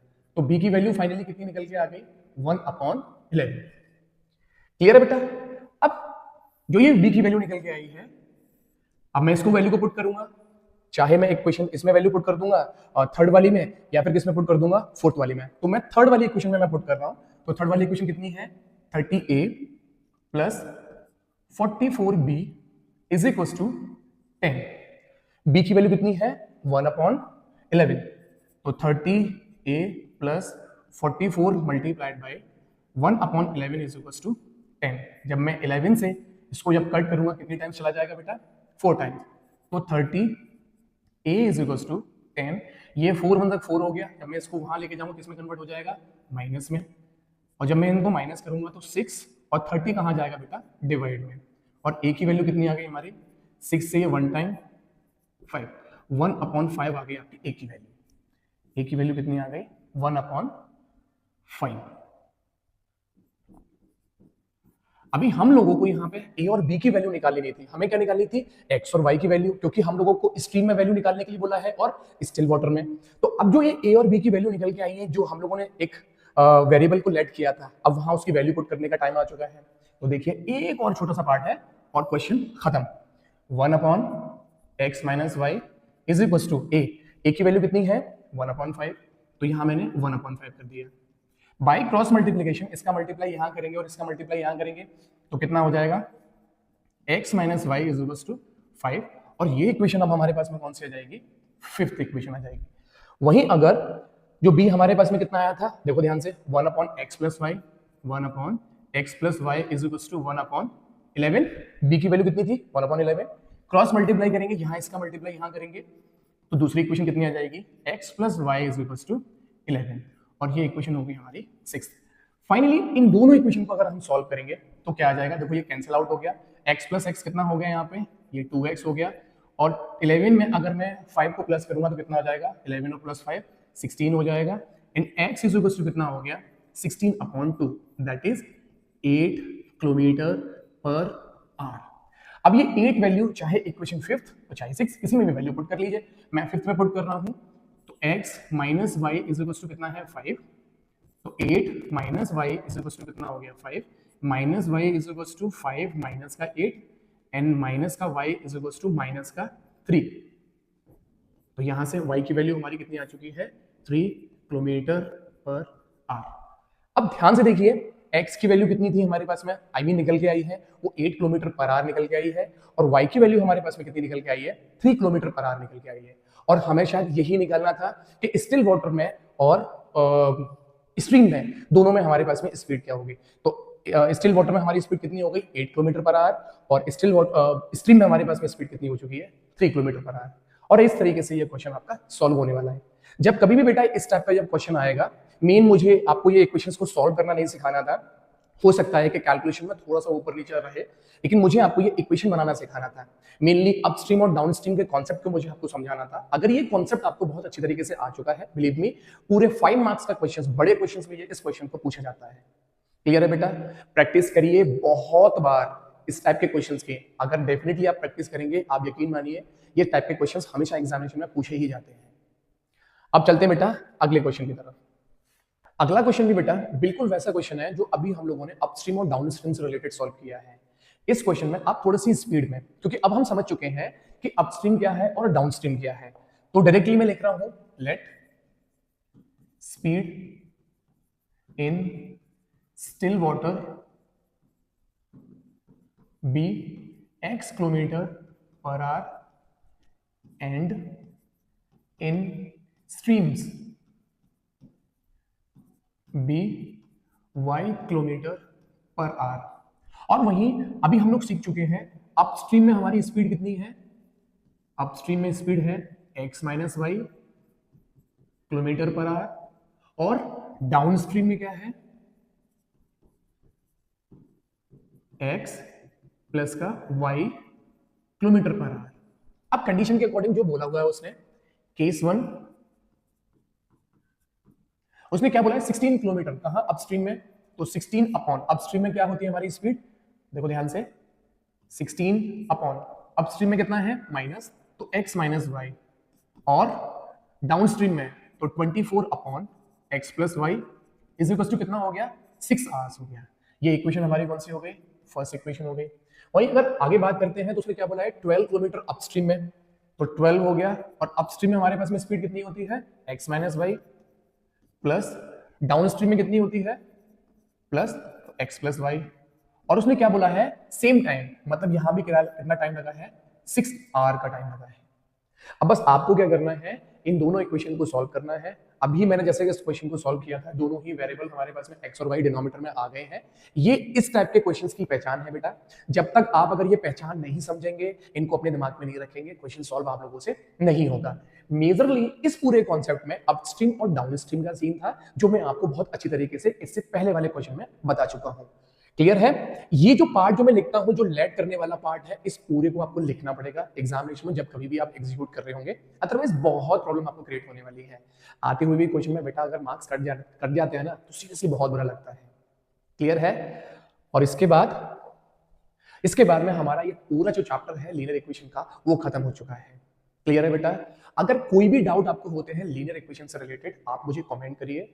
आप इंस्टाग्राम हैंडल पे भी मुझे आप फॉलो कर सकते हैं और वहां भी आप कमेंट कर सकते हैं। आपके वहां पे मैसेज का मैं रिस्पॉन्स करूंगा, आपके कमेंट का भी मैं रिस्पॉन्स करूंगा। मिलते हैं अगले वीडियो में। टिल द टाइम बहुत प्रैक्टिस करिए। कोई भी डाउट अगर आपको आते हैं अब मैथमेटिक्स से रिलेटेड क्लास 9th और क्लास 10th में, मैं आपको सपोर्ट करने के लिए बिल्कुल रेडी हूं। बट आपको बस एक ही चीज करनी है, जितना कंसिस्टेंटली आप प्रैक्टिस कर सकते हैं मैथमेटिक्स की, बस उतनी प्रैक्टिस करते रहिए। कम से कम आपको 1 घंटे तो मैथमेटिक्स को डेली बेसिस पे आपको देना पड़ेगा। और फिर बोर्ड के टाइम पे हम लोग मस्ती करने वाले हैं। अभी हार्डवर्क कर लोगे तो बोर्ड जब आने वाला होगा तो वहां उसमें आप बिल्कुल रिलैक्स होंगे। जो चैप्टर्स आ रहे हैं, जो कॉन्सेप्ट आ रहे हैं, उन कॉन्सेप्ट को बहुत अच्छी तरीके से समझने की आपको जरूरत है। और कॉन्सेप्ट अगर आप लोग नहीं सीखेंगे, क्वेश्चन के पीछे मत भागो, क्वेश्चन रट्टा मत मारो, क्वेश्चन को एनालिसिस करो, उस पूरे क्वेश्चन को समझो कि क्वेश्चन में है क्या। जितना इजी वे तरीके से आप क्वेश्चन को समझ पाएंगे और उस क्वेश्चन की स्ट्रैटेजी को समझ पाएंगे, उतना इजी आप लोगों को क्लियर हो जाएगा पूरा chapter. Alright, all the best. मिलते हैं अगली वीडियो में एक नए चैप्टर के साथ में। अगर आप लोगों ने मेरा चैनल अभी भी फॉलो नहीं किया है या सब्सक्राइब नहीं किया है, तो प्लीज मेरे चैनल को सब्सक्राइब करें और अपने ढेर सारे दोस्तों को ये वीडियोस की जो लिंक जो है वो आप शेयर करें। क्लियर है? All the best, keep smiling on your face. मिलते हैं नेक्स्ट वीडियो में। Till the time, bye bye, have fun.